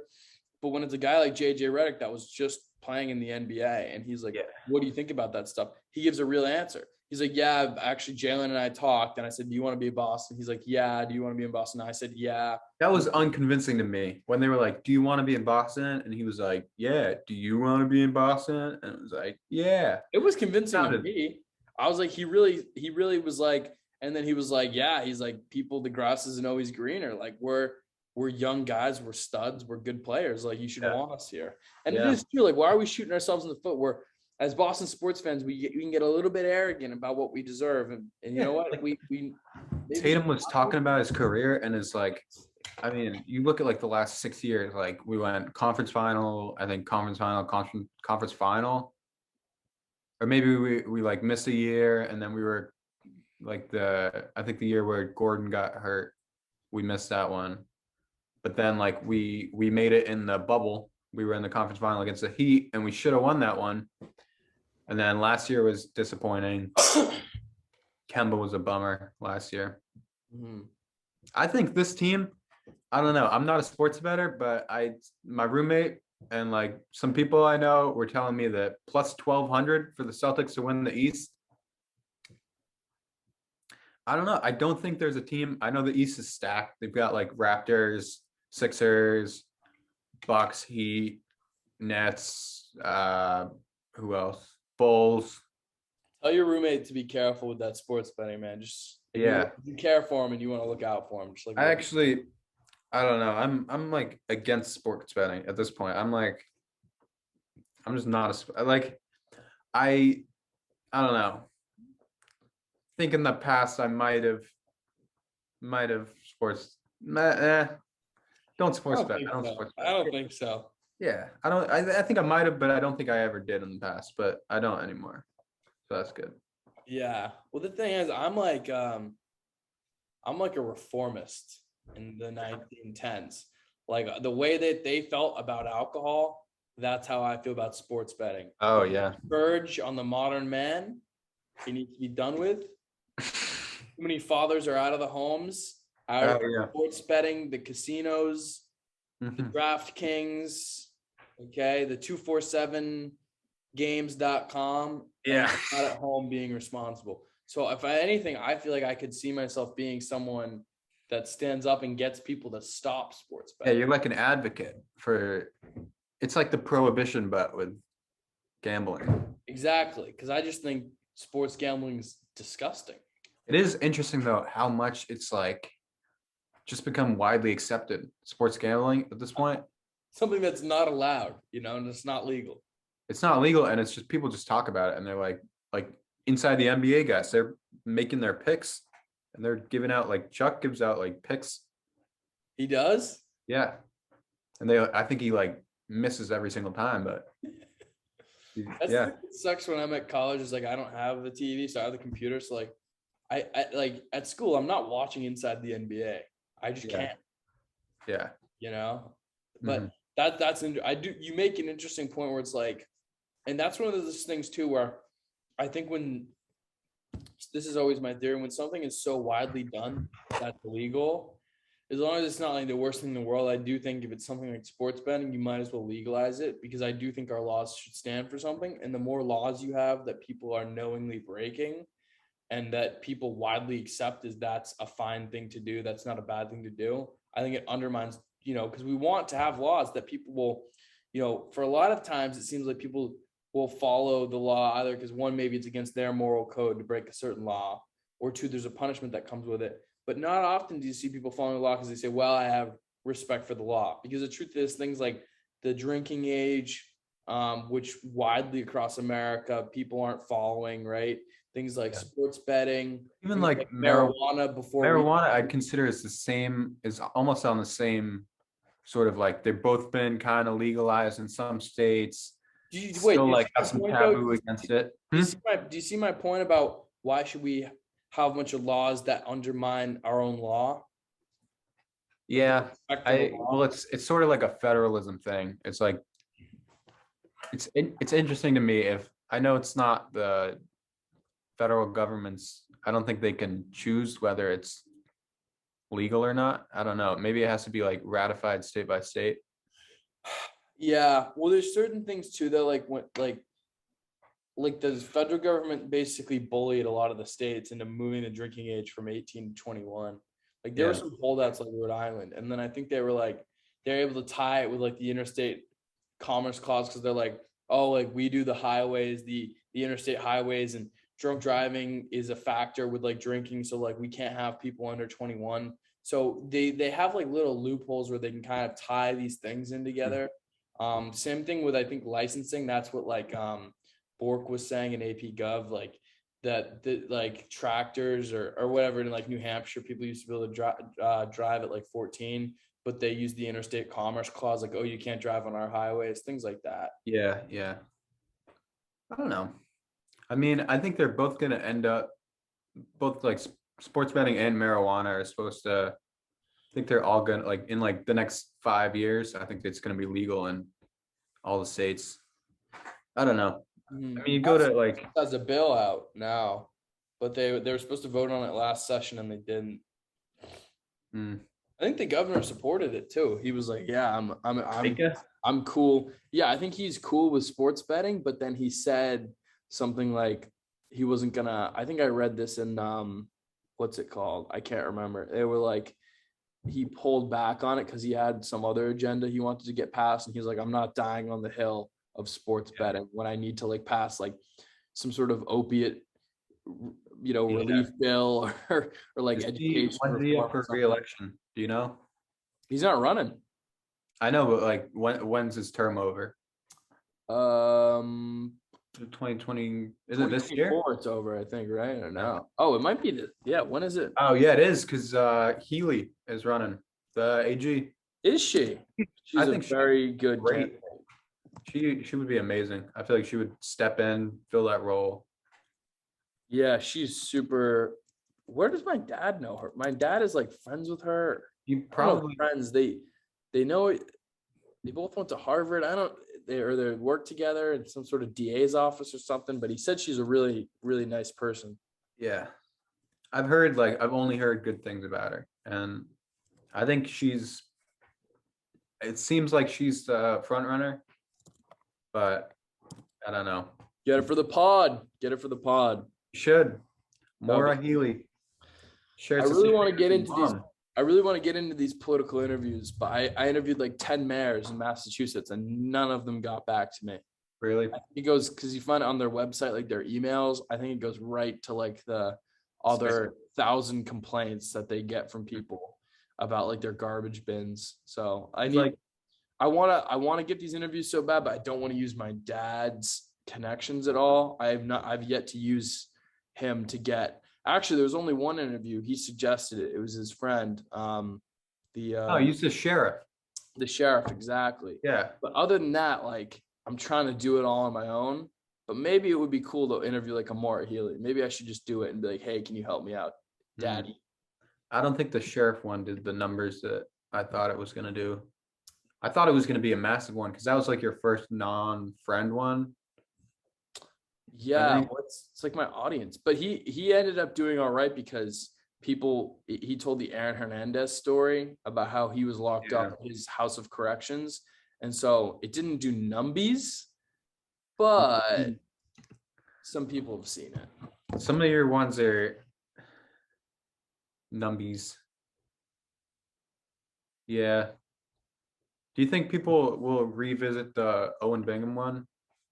Yeah, a lot of people have. It was at like 150 views before the tragic accident, and then it's got like 1,000 now, which is it's tough to see in a way because I don't at all want to profit off of a friend, someone Well, I was close to, like you're able to hold on one sec. I don't want to profit at all with a friend, a teammate, and stuff like that. But I do think it's nice. Like people reached out to my brother, friends of his, and they were saying it was nice to hear him talk on the podcast and have that sort of preserved in time. So I feel like it really is a blessing that there's something out there where you can hear Owen sort of, it really captures his essence. Like he was full of humor and passion and kindness. And that podcast is just like, it's just a great example of like what kind of a guy he was. Yeah, that's exactly what I was gonna say. I was gonna say like it. I mean, I rewatched it just because it was. I mean, it's 2 hours long. It's one of the better ones. Yeah. I don't know. I mean, I feel like you never really have video evidence of people like just that candidly, where they're just speaking on everything.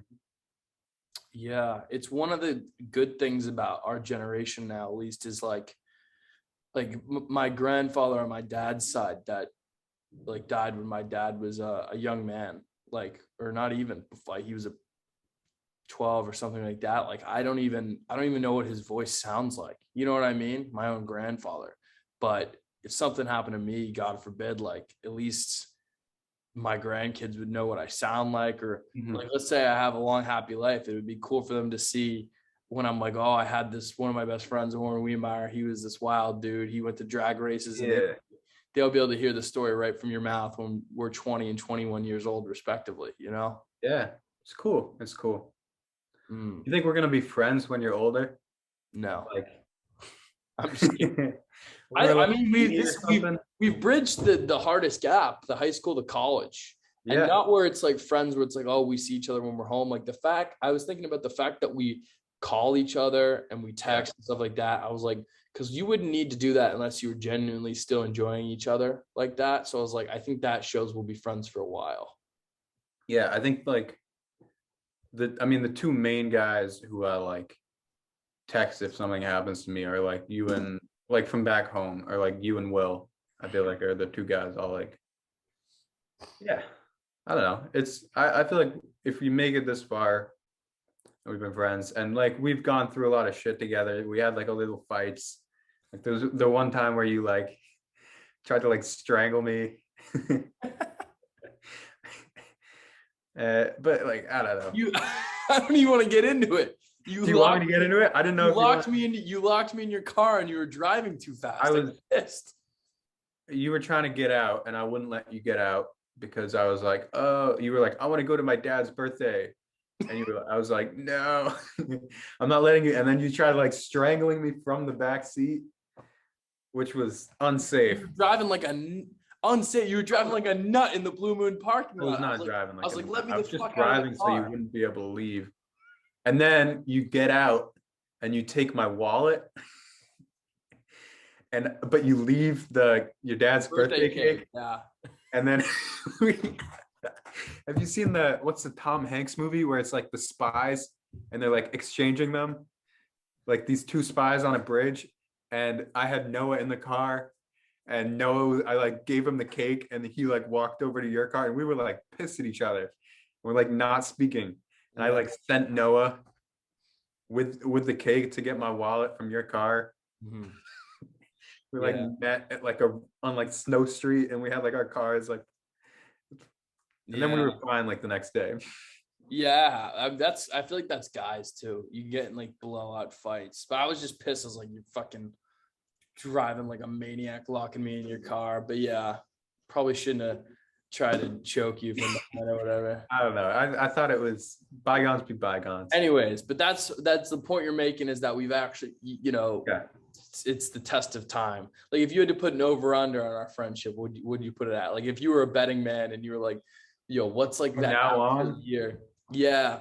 I'd probably go on life expectancy, which I don't know how long you think you're gonna live?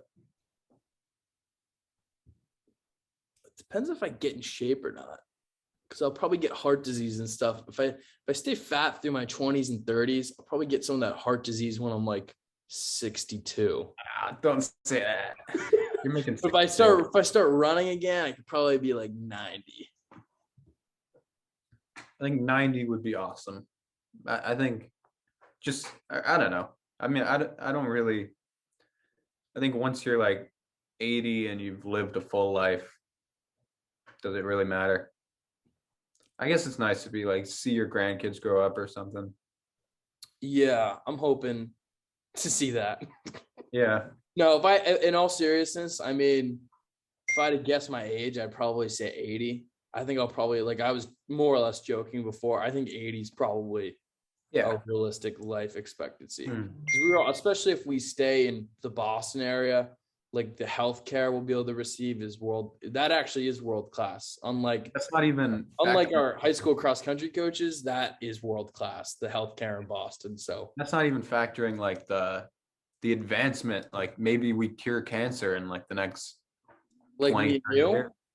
Yeah, I don't know. I feel like maybe ourselves. Maybe we're all hitting like 100. I don't know. Hey, that would be sick. Or like people figure out some sort of like stem cell stuff and just keep us like string us along till we're like 150. Have you seen Black Mirror? Yeah, I've seen most of it. I've seen all the episodes. You know San Junipero? No, remind me of the plot. The one with the two women and their like consciousnesses, they're like uploaded in this cloud and they're like young, they're like older. I don't remember that one. So it's basically, the concept is there's like sort of like a cloud where you're your youngest self and you're living in paradise, and that's like San Junipero, and like there's like a woman older woman in coma, and she has like a clip in her, like a thing in her head, and it doesn't reveal that till the end, obviously, but it's like people just sort of, they're like, oh, we're done with, like we're 90 years old, we're just gonna live like, you have your memory like uploaded in this cloud or whatever, and then just live the rest of your life in a cloud, and it's like your consciousness, your memories. It's fascinating. That would be cool. People, I mean, look at like Meta and like the virtual realities and stuff. It's like, how many years until, is it 5 years, 10 years? I mean, I can't imagine like when we're 50, right? In 30 years, there's no way they don't have some sort of VR thing you can headset, something more advanced than a headset that like will be just an insane experience to tap into. Yeah. Are you on board with the metaverse or not? Freaks me out. I don't like it, but maybe I just don't understand the technology. But I like real experience, so I'm hoping whatever it is will be real. Yeah. That they won't create something that just has everyone like the way kids play video games. Yeah, if they're just Kids, stuck in the metaverse. I don't want to have my kids be fucking using a headset like Yeah. like droning on all day. I would. You know what I mean? Like, don't you think, you know how like old Yeah. folks are like, oh, like this or that technology. I really hope they're not like, Grandpa, you're so old fashioned. You want to go for a walk instead of like being in the VR, like after dinner. I'm like no, like I want to like experience real things. Yeah. I am anti-metaverse. I think it's just not real life. It's like, what's the point? Like, you can go virtual shopping. Why don't you just actually live a life experience? I feel like it's a Black Mirror episode. I think a lot of things like that. Same with the Neuralink, the Elon Musk thing. Do you know about that? Yeah, he's like, it's like that chip or whatever. Yeah. I mean, I do see like it's supposed to cure blindness, and at least like there's a chance it could like cure cerebral palsy, which would be amazing if like that happened. I don't know if it would, stuff like that. So that would be cool. But then like someone just getting it so you can listen to Spotify in your head. I mean, headphones like basically do that. Why do people need to like, it basically sounds like it's in your head if you have a good pair of headphones. Yeah, I don't know. That's absurd to me. If people just like, oh, or like what would be cool? This is not like, I don't know if this is what the Neuralink will do, but if it was like a camera from your eyes, so it gave you like POV, like you'd be able to see things from other people's point of view. Oh God.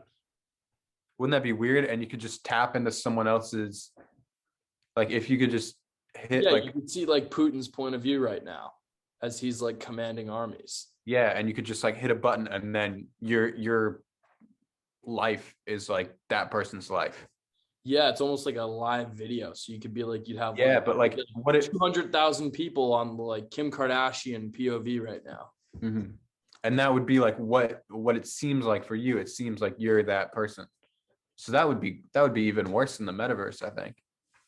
That would be like you're living someone else's life. Yeah, that's trippy. I don't know. Do you see there's weird things too where like there's marriages in the metaverse and like divorce and stuff. So weird. Like people, they had like, I saw a headline where it was like, probably should have read the actual article, so I might be talking out of me ass, but it was like someone had like a real ordained minister in the metaverse, like have them get married in a ceremony. Oh God. That's just, I don't know. What are we becoming? First, it's like generation. I don't know. I do think and again, I always go back to the grandpa thing. Like, oh, what were you doing during this? I think that is one of the coolest things of like the technology we've seen. Like, I still remember the first time my mom got like a God honest like laptop, and it wasn't just like a desktop. And I remember it was like an Apple. I was like, oh my God, this is so nice. And she was like, don't touch it. Like, don't mess around with it. It's like an expensive thing. And I just thought it was so cool. And when I finally got to use it after she had it for a few weeks or months or whatever, I was like, oh my God, like this computer and like not having laptops or iPhones. Yeah. That's like the fact that we remember that, like my dad working like with a BlackBerry, like that's the BlackBerry. Oh, I remember I used to use my dad's BlackBerry and I would play like the Brick Breaker game. Yeah. Oh my God. Yeah. It was awesome. I know. And the fact that we lived in, because I feel like that's one of those things where it's similar to when folks pick any technology, pre-television, right? Yeah. Oh, we just had the radio and then there's television. I think that will be the similar comparison to what our kids and grandkids will have when they think you didn't have laptops or like touchscreen. Never know. Do you think that once we're older, we're going to like, I don't know, just bring it up, be like, oh, we lived through a pandemic. Like I've seen memes like that and they're like, oh, like we lived through a pandemic. We had to go to school in a pandemic and it was, and World War III was happening. Stuff like that. I don't know. I think there'll definitely be questions about it. Like I wish perhaps I'd written a journal or something. Some of my professors, I remember he was saying, oh, are you guys do you guys have a pandemic journal and write down what life is like? Because that will be an interesting thing. But now I think I do still want to write a journal and be like, oh, these are what my thoughts are on like the Ukraine, thing that's going on. But I think this podcast a little bit is more of a time capsule into my thoughts on things. Your legacy. This is your fucking legacy. Yes, sir. Yes, sir. Yeah.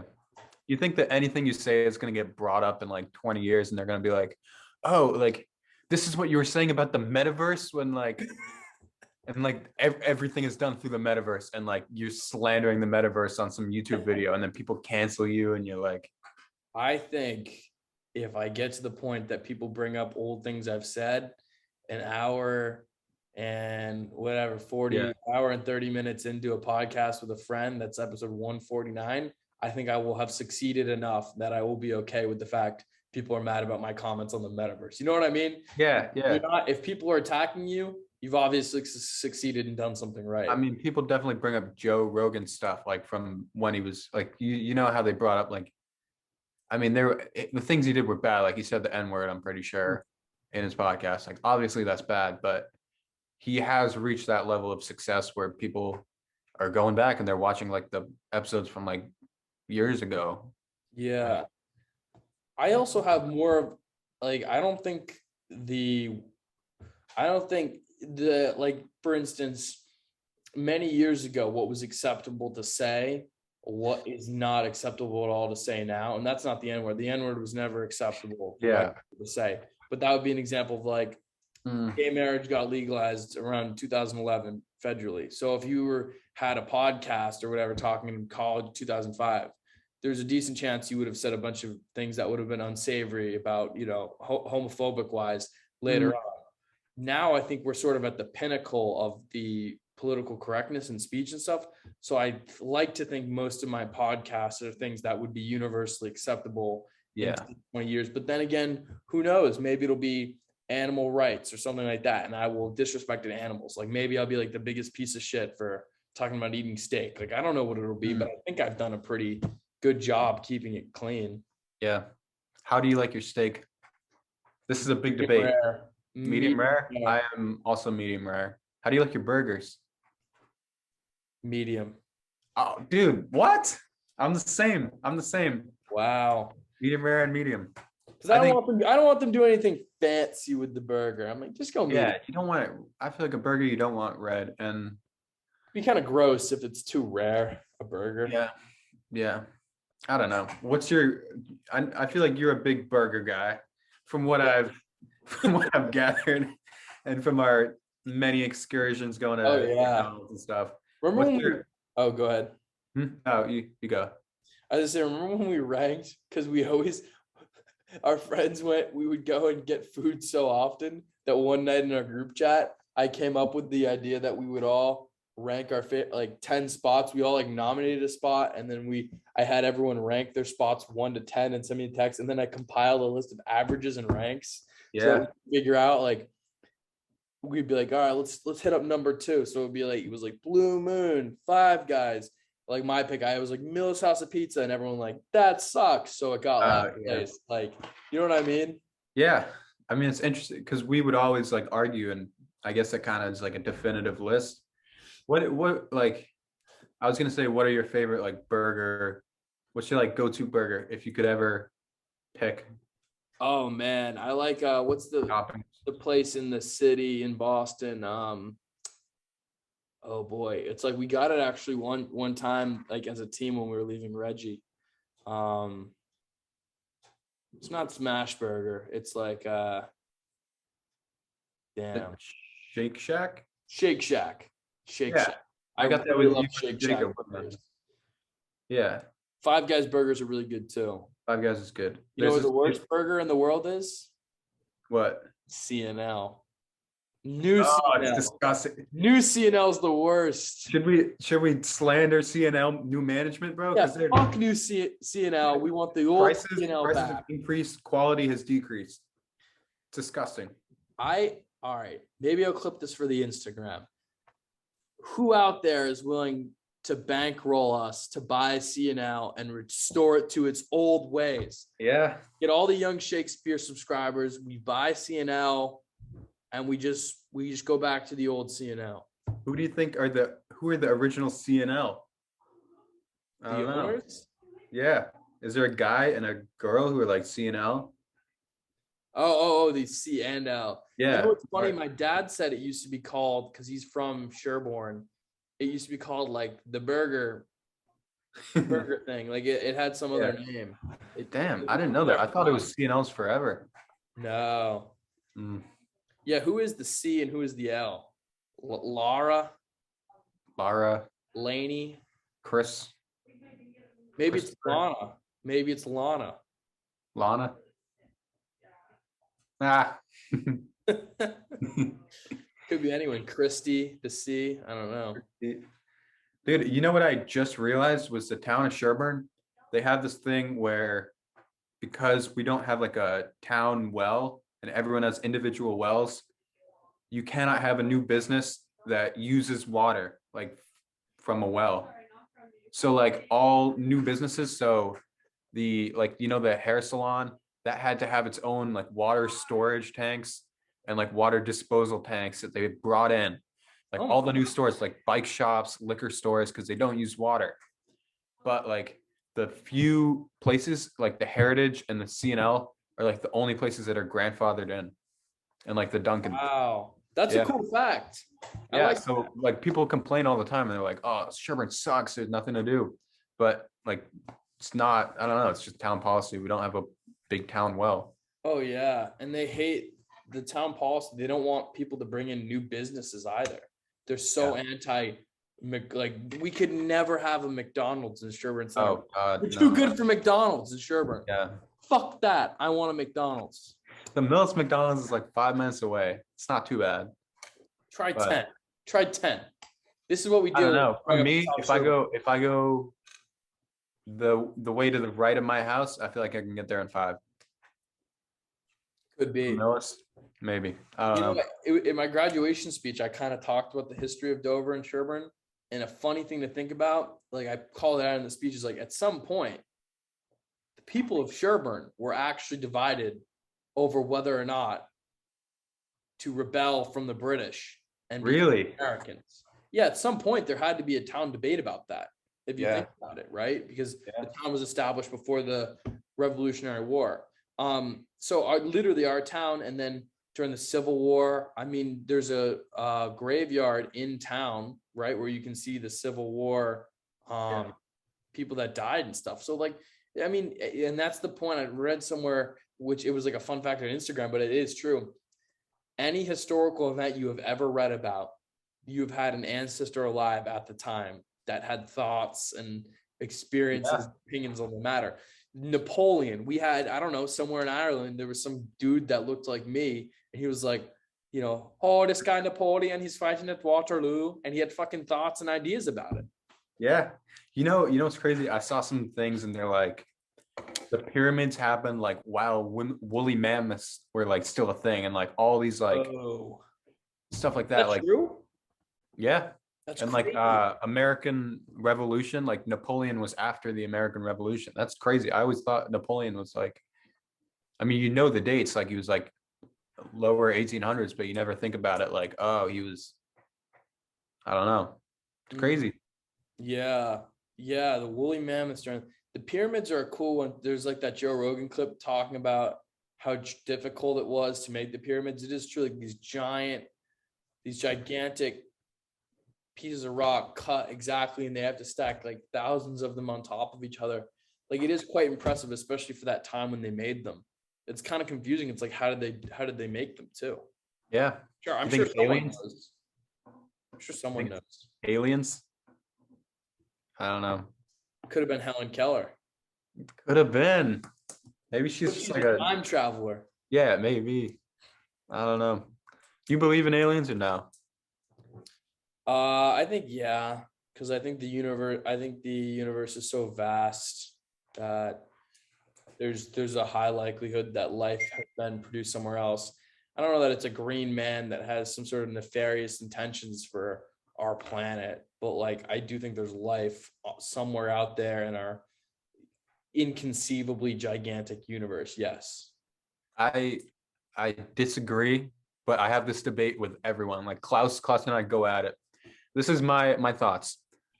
For the fact of like all the elements to even produce life is like next to impossible. And then the fact that like everyone's perception of it is like a 2-footed person, like it could easily be just like a cell, and that could be life, and that's got like a 1 in quadrillion chance. So the fact that like I think that the chances that there is intelligent life like us is 1 in infinity. So I think like if you average it out, like 1 over infinity over like the how vast the galaxy is, which is like 1 over infinity, I think it, I don't know, I think it evens out. I think we're the only ones out there.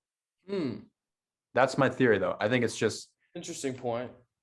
I think life on other planets could just like, there's so much that we don't know. Like there's other elements. There could be other like just there could be other conceptions of like cells. There could be like just everything that we know could be completely different somewhere else. And like our universe, we don't even know what's in it. Like we know like I think we've observed like less than like 0.001% or something.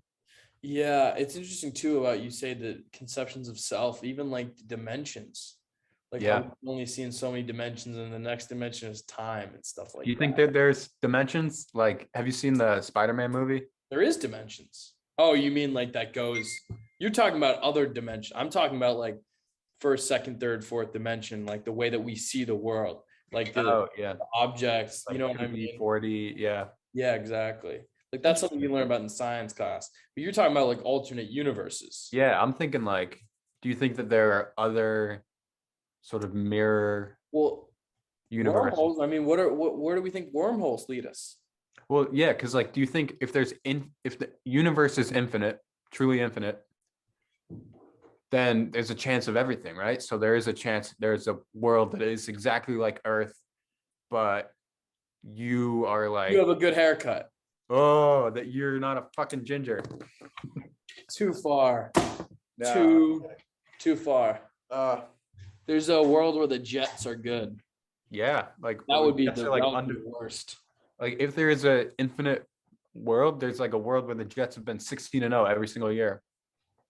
Yeah. I don't know. And the Pats are 0-16 in every possible record. Yeah. And they keep drafting guys and they keep sucking.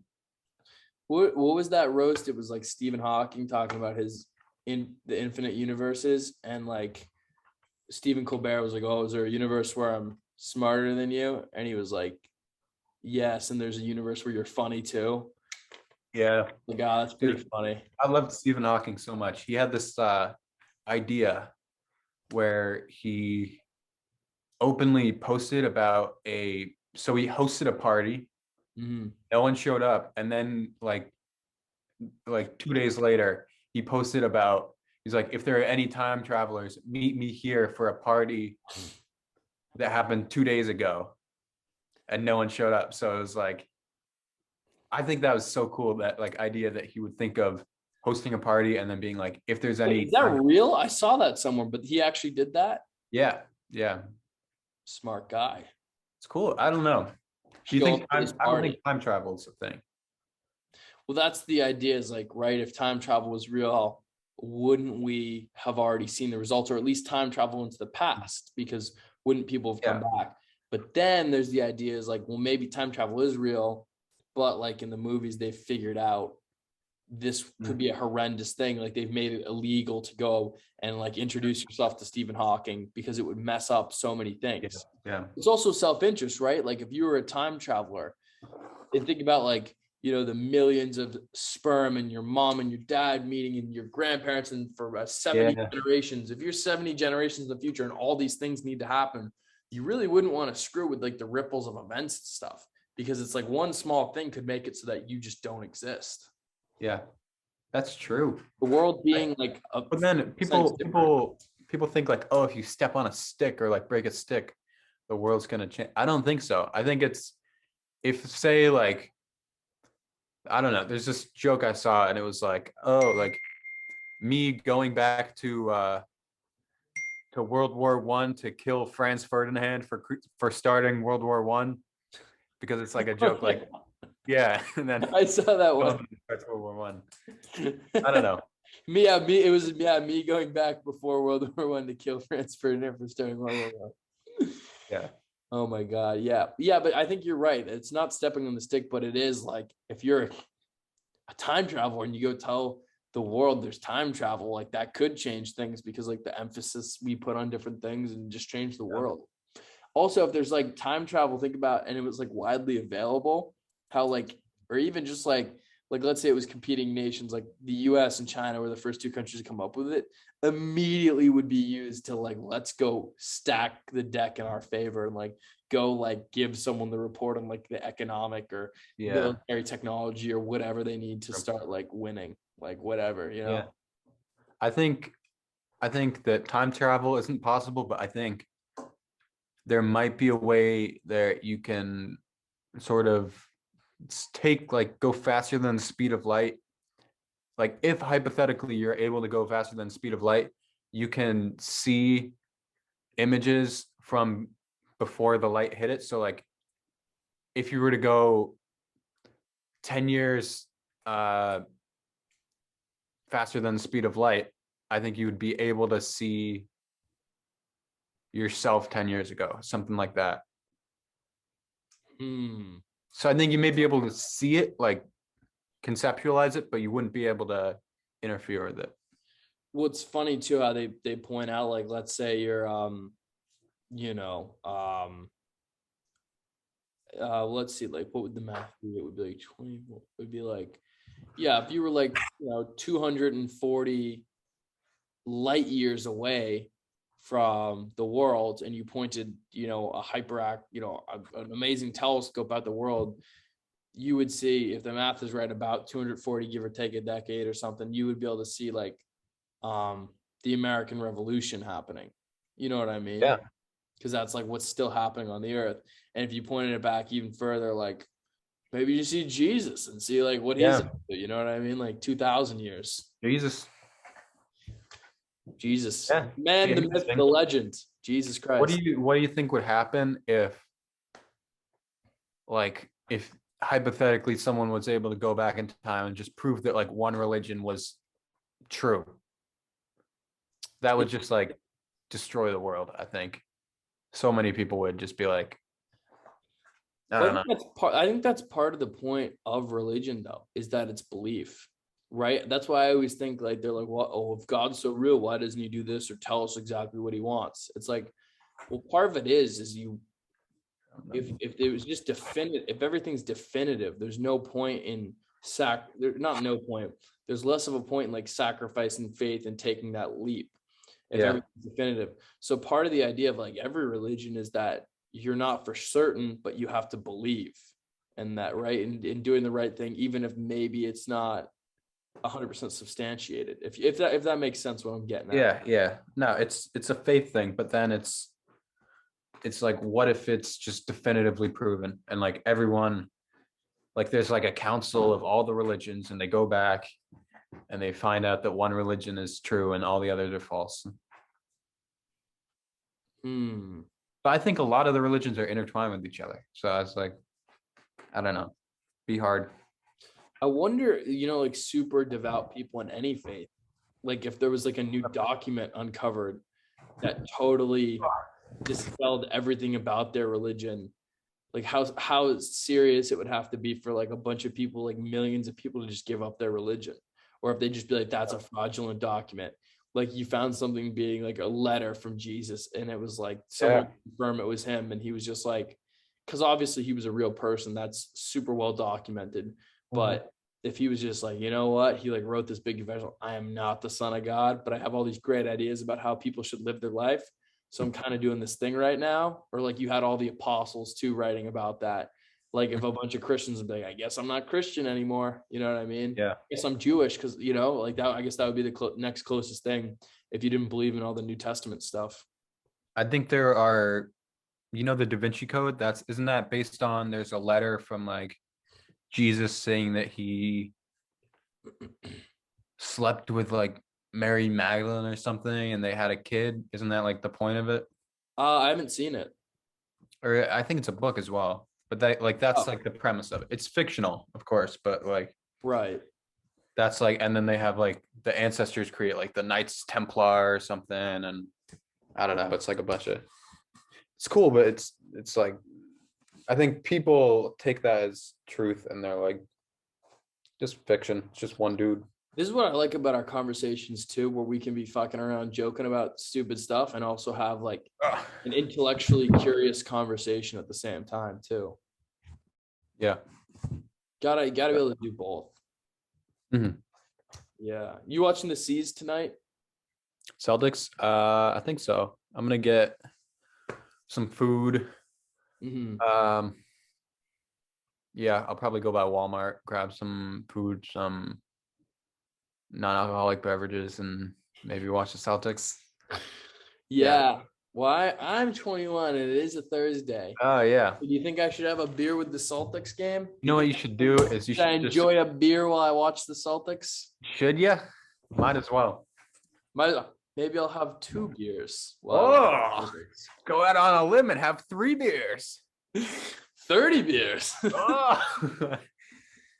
And so Yeah, where at what point? That's a funny thing too, because most reasonable adults would say it's all right to have a beer and watch the Celtics on a Thursday. Most reasonable Bostonians. But how many beers is a problem? Where do you have to draw the arbitrary line? I think if I said I was having 6 beers watching the Celtics, I think people would kind of look at me. If I said I had 3 beers, I think I would be okay. This is all hypothetical. I don't drink, and I'm under 21, so I know you don't drink. I know you don't drink.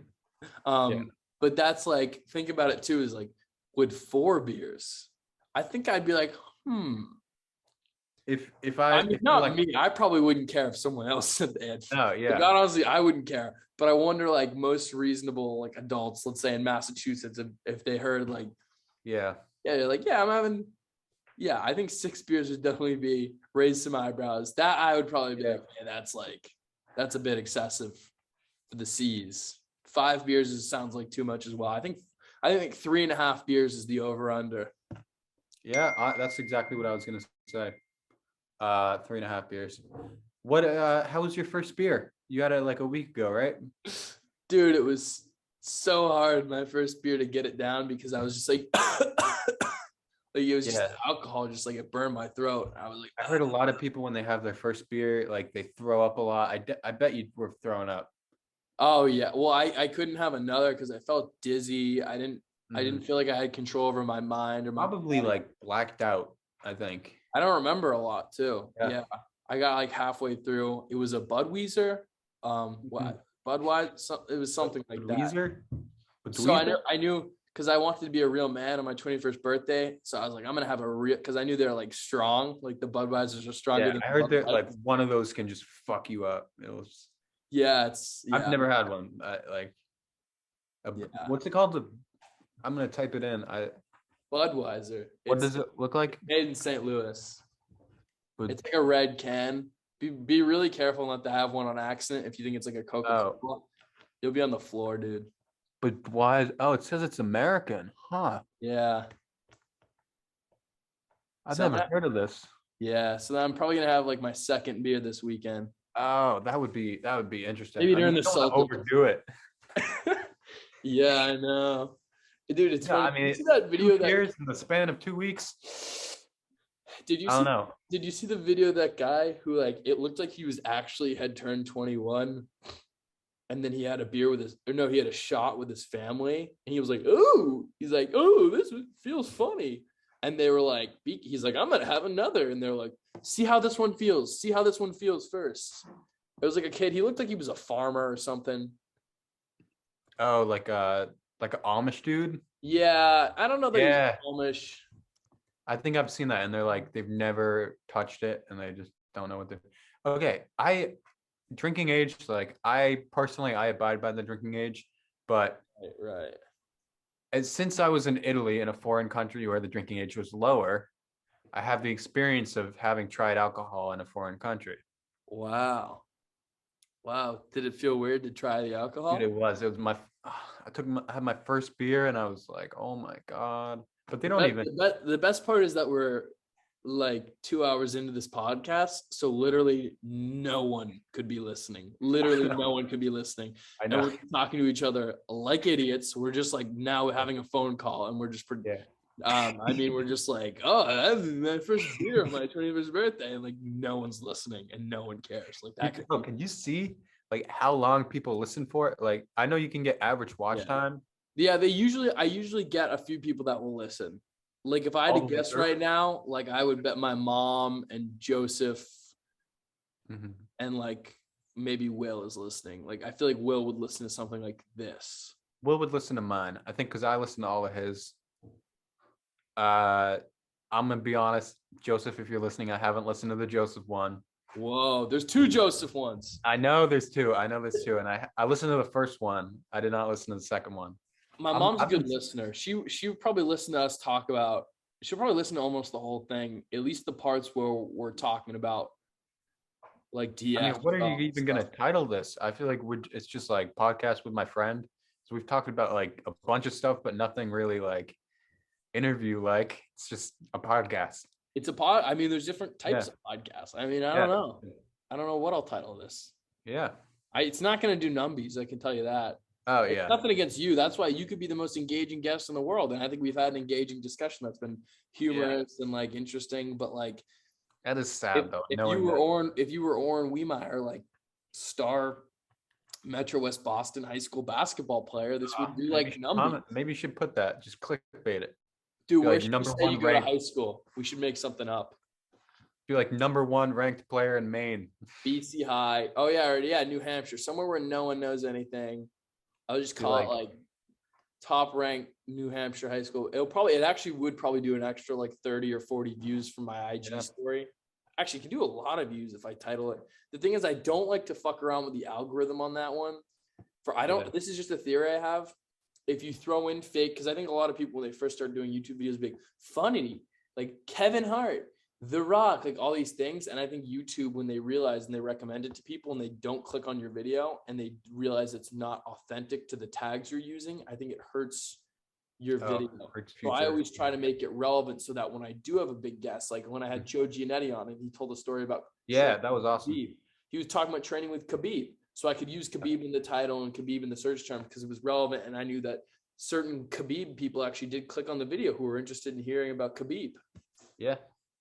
I think a lot of yours, like, did Sully Odell? Yeah, Sully Odell. I remember you were talking to me when you were doing that podcast, but like, that dude's like a TikToker, right? Or a YouTuber or something? He's more of a YouTuber, but his shit always goes viral on TikTok. So he's like, I mean, he's a TikToker and he got 600 views for you. Pulled in a couple. Yeah, because the thing is, YouTube is it's his planet. That's where he lives. So it's like on his like people that listen to Sully Odell, they watch his videos. My video now pops up on the side with him, and then they're like, oh, like it's almost like who's a YouTuber you like? I honestly don't really. Like Young Shakespeare. But did you used to watch Nelk? I used to briefly. During that brief time when you liked Nelk, if you saw a Nelk podcast getting interviewed by someone, you'd be inclined to click on it the same way that a Sully podcast. Probably. Yeah. Yeah. I don't know.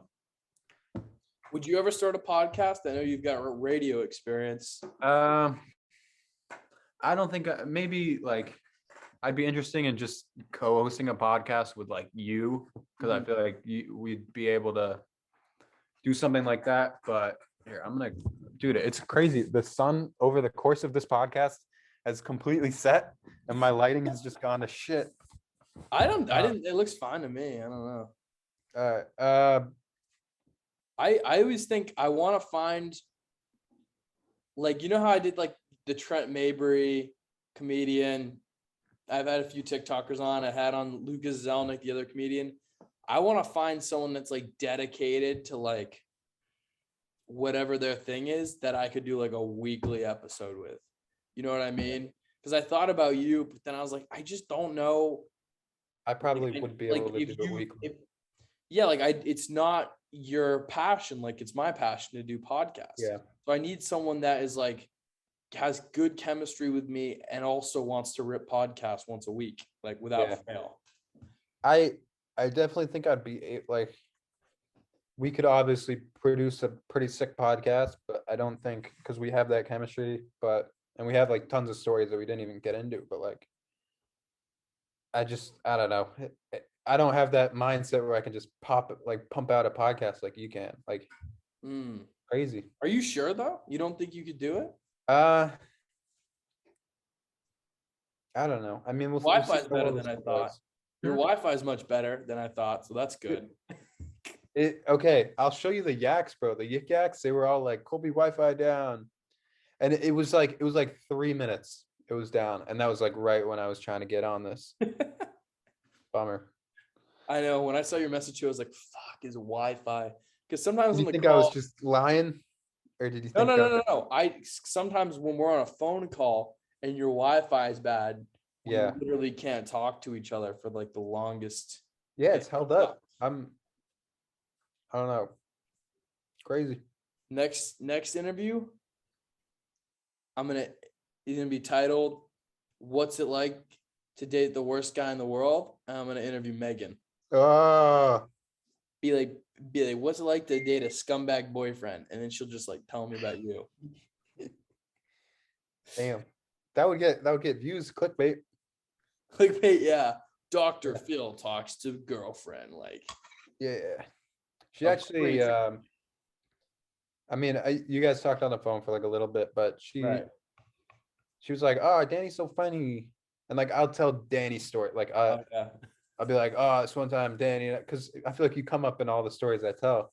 We've just done so much dumb shit. We've like Yeah. fought each other a bunch. Oh, dude, I was thinking the other day, my finger is still like, I don't know. I must have just not worn the splint long enough, but it's like, I don't know, it's still like fucked up. Jeez. Is it like functionality wise or the way it looks? No, it still works. It's just looks like deformed a little bit. Like the middle goes out. Like Oh, Jesus. yeah, that was crazy. Dude, it's a good thing we weren't drinking that night or it could have been a lot worse. Yeah, I mean, I'm glad that we both were under 21 and chose to abide by the. Could have been a lot worse, dude. Could have been. So for people that don't know, we were MMA fighting at Noah's Greenie's backyard, and we were doing like a lot of leg kicks. It was like a big leg kick thing. And That we're was like and choking each other, and like the leg kicks actually turns out like I thought it was no big deal on TV. Like I knew they sucked, but I was like, yeah, you get kicked in the leg, it's the leg. No big deal. They hurt. Me and Oren aren't even trained. They freaking hurt.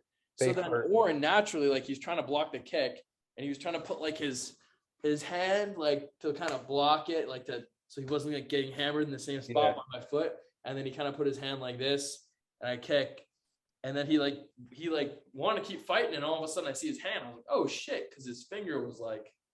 It's like the Tetris piece that goes like. What was that? It was like got pushed up over. Disgusting. But yeah, I don't know. I wanted to keep fighting, but that's just stupid pride. Now the Greenies are like, no more fist fighting in our backyard. Like, come on, guys. Like, it's not a library. Dude, I remember fun. Can we have some fun? I remember my thigh, just from those kicks, was like purple for like a couple days. It was like, I remember we were fighting, and I was like having trouble like walk, like I couldn't put any weight on my left leg because you just kicked the shit out of it. And I think I was getting you in like the calf, right? Yeah, I was all chewed up my leg, and I was like in the shower, and I looked down, I was like, holy shit. I was like, my leg. Yeah. Because I knew how bad the leg kicks had hurt, but I didn't know like it would do like a number on me. I know. Oh, you know what's so funny? Wait a second. All right. If you can show your background at all, like show how dark it is outside, right? Okay, so it's dark. Yeah. So So I'm in North Carolina. Is it sunny out? No, it's not sunny, but it's like, I don't want to show too much of where I'm at for my crazed We're fans. gonna swat you. My crazed fans. Ooh, but it's lighter out. Yeah. Ours, like, I don't know. I mean, I'm glad it's not setting at 4:15 in the afternoon, but it's still pretty brutal. Wait, let me look up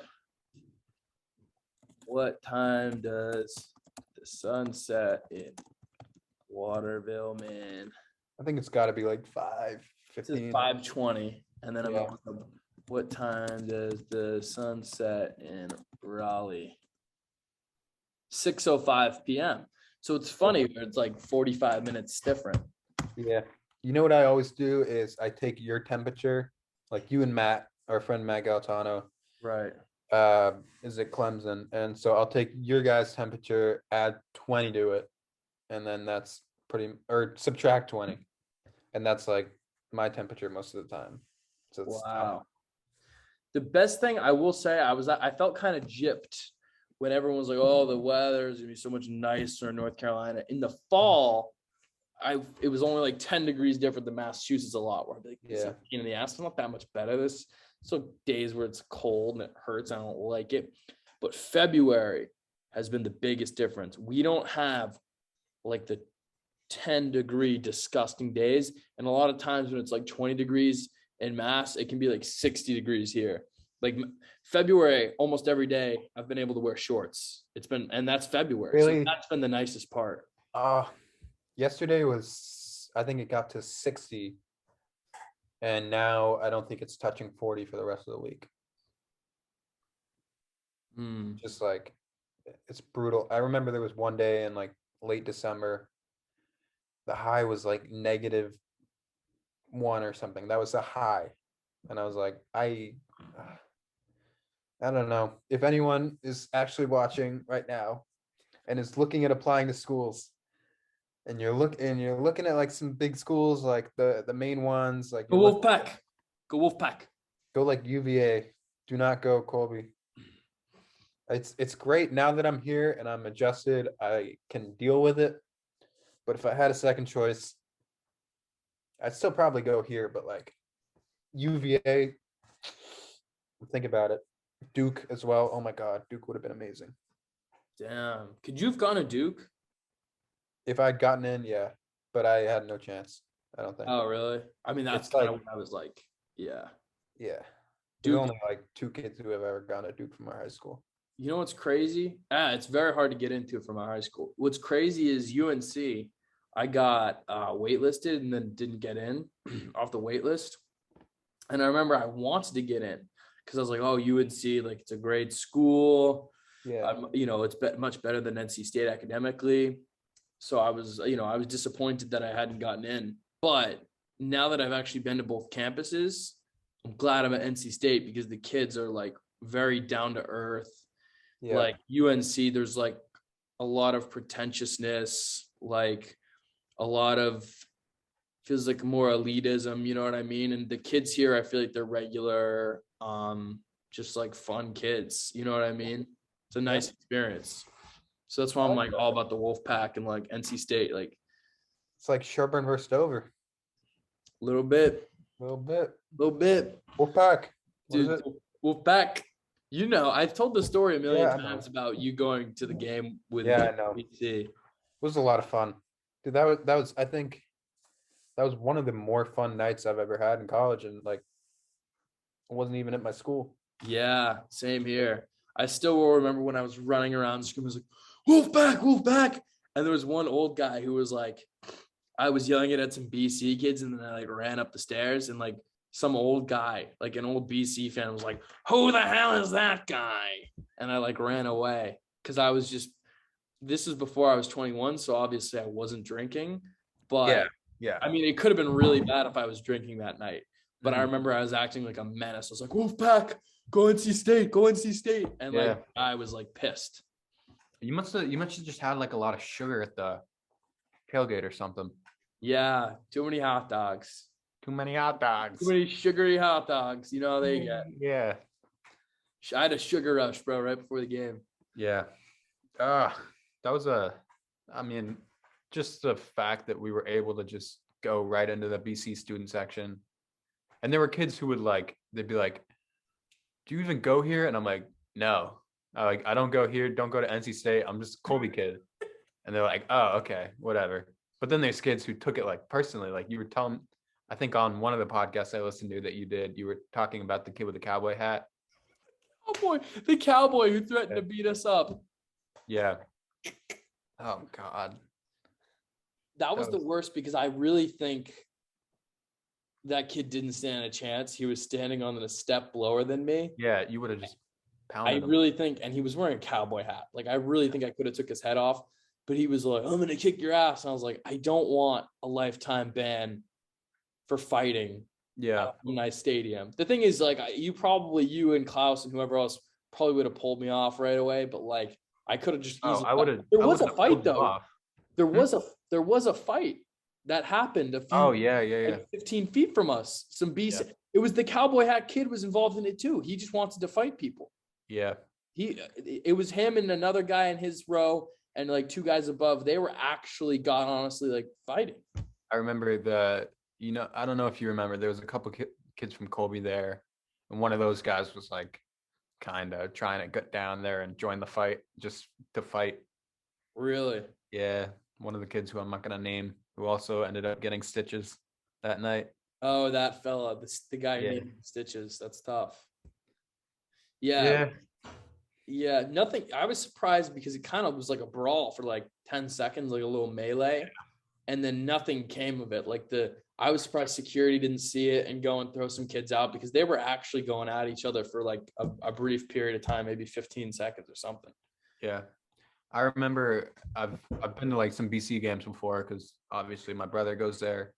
But there was one game against like Miami, I think, and the Miami team like was going through the tunnel right in front of us, and everyone's just flipping them off. And I think it was on like national television. It was just all of us like flipping them off. Oh man, BC games are fun. Yeah. I remember that day. A guy we know, he was feeling a little sneaky, and he was walking around the mods, and he just, in front of a bunch of people, he just walked into one of the mods' houses, and he lifted a 40-ounce bottle of beer, and he just cracked it open, walked out, and he started drinking it. And obviously, taking things that aren't yours isn't the right thing to do. Yeah. It's really funny, the confidence that he had at rolling up, taking their beer and walking away. Yeah, I remember that kid. We're not gonna name them. No. But that was I forgot about that kid. Yeah. What did you think when that happened? When he did that? I don't know. I mean, I remember watching it and just being like, "What is he doing?" But I can understand it. I can sort of put myself in his shoes in a way. And that's how I know you have empathy, Oren, because you can picture yourself in his shoes, bro. I'm an empath. You're an empath. You know what that feels like to lift a bottle, like to just go into someone random's mod. I don't know. Oh my God. That was bad fun. Influence. That guy's a bad influence too. Yeah. Should never have that kid on the pod. Never, not in a million years. I don't want thieves on my podcast. Pretty sure he was underage too. Can you believe that? Oh my God. I saw a TikTok the other day that was like, oh, I can't even do it right. It was basically, I don't want to ruin the TikTok, but it was a kid and he was like, I mean, he was joking, but he's like, did you actually know in some states, at least like California, it's illegal to use a fake ID? He goes, why would anyone use a fraudulent ID? The whole point is that you have to be 21 to drink. So it's not allowed to use a fake ID to drink. Yeah. Was it like a joke or was it just? Yeah, it was a joke. And then all the comments were just like seriously messed up when you think about it. Yeah. They're like, don't they know the point of an ID is that you have to be who that ID says you are? Yeah. It's crazy. I can't believe they changed the date of their birth on the ID as well. Did you see about how, I don't know if this would affect Colby students, but there's this big bar where a lot of NC State kids go, and they changed the ID, like how they scan them or something. bust happen where they figured out this company, the way they make fakes. And so on a Friday night, the weekend I turned 21, they took 600 fake IDs from students. And so I was like, I guess all over the country, there's like the fake ID crisis because kids' fakes, they're just not working anymore. Well, I fake IDs are illegal. And Don't you know any troublemakers? I know a troublemaker who goes to I think they have a thing called bar night, but I'm pretty sure everyone who goes there is 21 because I don't know why you would want to go there if you're under 21. Mm-hmm. But I think that a couple people, they their IDs did not scan and they got the boot. I think when I'm like 28 or whatever, don't you think it'll be kind of annoying when you see like an 18-year-old that obviously got in with a fake at a bar? Like, I think I'll find that annoying. Yeah. But then some could argue that, like, say hypothetically there's a kid who's like my age, and say hypothetically like they want to go to a bar. Like, I don't have a fake, but if a kid my age who's like almost 21, I don't know. It's just kind of annoying that there's a hard limit. Like, I am not 21, so I wouldn't try and go to a bar. But Smart. yeah, it's just frustrating because I gotta wait that little bit. I know, especially going to Italy, getting a taste of alcohol and then not have any more of it. It's like you get a taste of it and you're just like, and now you come back to the States and I'm like, I just can't get my hands on it. I'm not like an alcoholic or anything, but I would like to have a beer. That concerns me, actually, the fact that you have like this urge to drink alcohol after you've tried it. Like, that's a sign of addiction when you're like yearning for I just think it would be nice to have a brew, and it's just so hard to get a brew in the United States where the alcohol. Wait, do you mean suds? Do you mean a bottle of suds? Suds? Yeah. Sud these nuts? On my podcast. On your podcast. Pull that on my podcast. You gonna cut it? No, I'm not gonna be able to find it. We're so far into this. You know how that 5-second clip? I gotta leave in like 3 minutes. Where are you going? I gotta go get food with my girlfriend. Yeah. Nice. We're getting dinner, and then she's 21, so she's going to a liquor store. But I am not gonna tag along because I'm not 21. So. You probably sit in the car though and watch her get it. Yeah, I'll sit in the car. You know, it's hard. Does she drink, and like on a night like this, does she have a beer with the Celtics and you just have to watch without? Does she watch the Celtics? Nah, I'm working on it. She knows that I like the Celtics a lot. Did not like during the trade deadline when I was obsessed with what the Celtics were doing, but that's fair because I was like, I don't know. It's just like Celtics are my thing. She'll watch it with me, like if it's like the end of a close game. Oh shit, she's calling me right now. We can wrap this up. Yeah. Let's wrap this up. Oren, any final words to the people on the Young Shake with your big chance on the Young Shakespeare podcast? Subscribe to the Young Shakespeare podcast and leave a comment if you got this far. I highly doubt anyone did, but it'd be interesting to see if anyone actually did. Yeah, shout out to you, Mom. Thanks so much for watching the Young Shakespeare podcast. Thanks so much to Oren Wiemeyer for coming on. Thanks to everyone for listening, watching, liking, and subscribing and sharing. And please tune in for the next episode of the Young Shakespeare podcast. Yeah.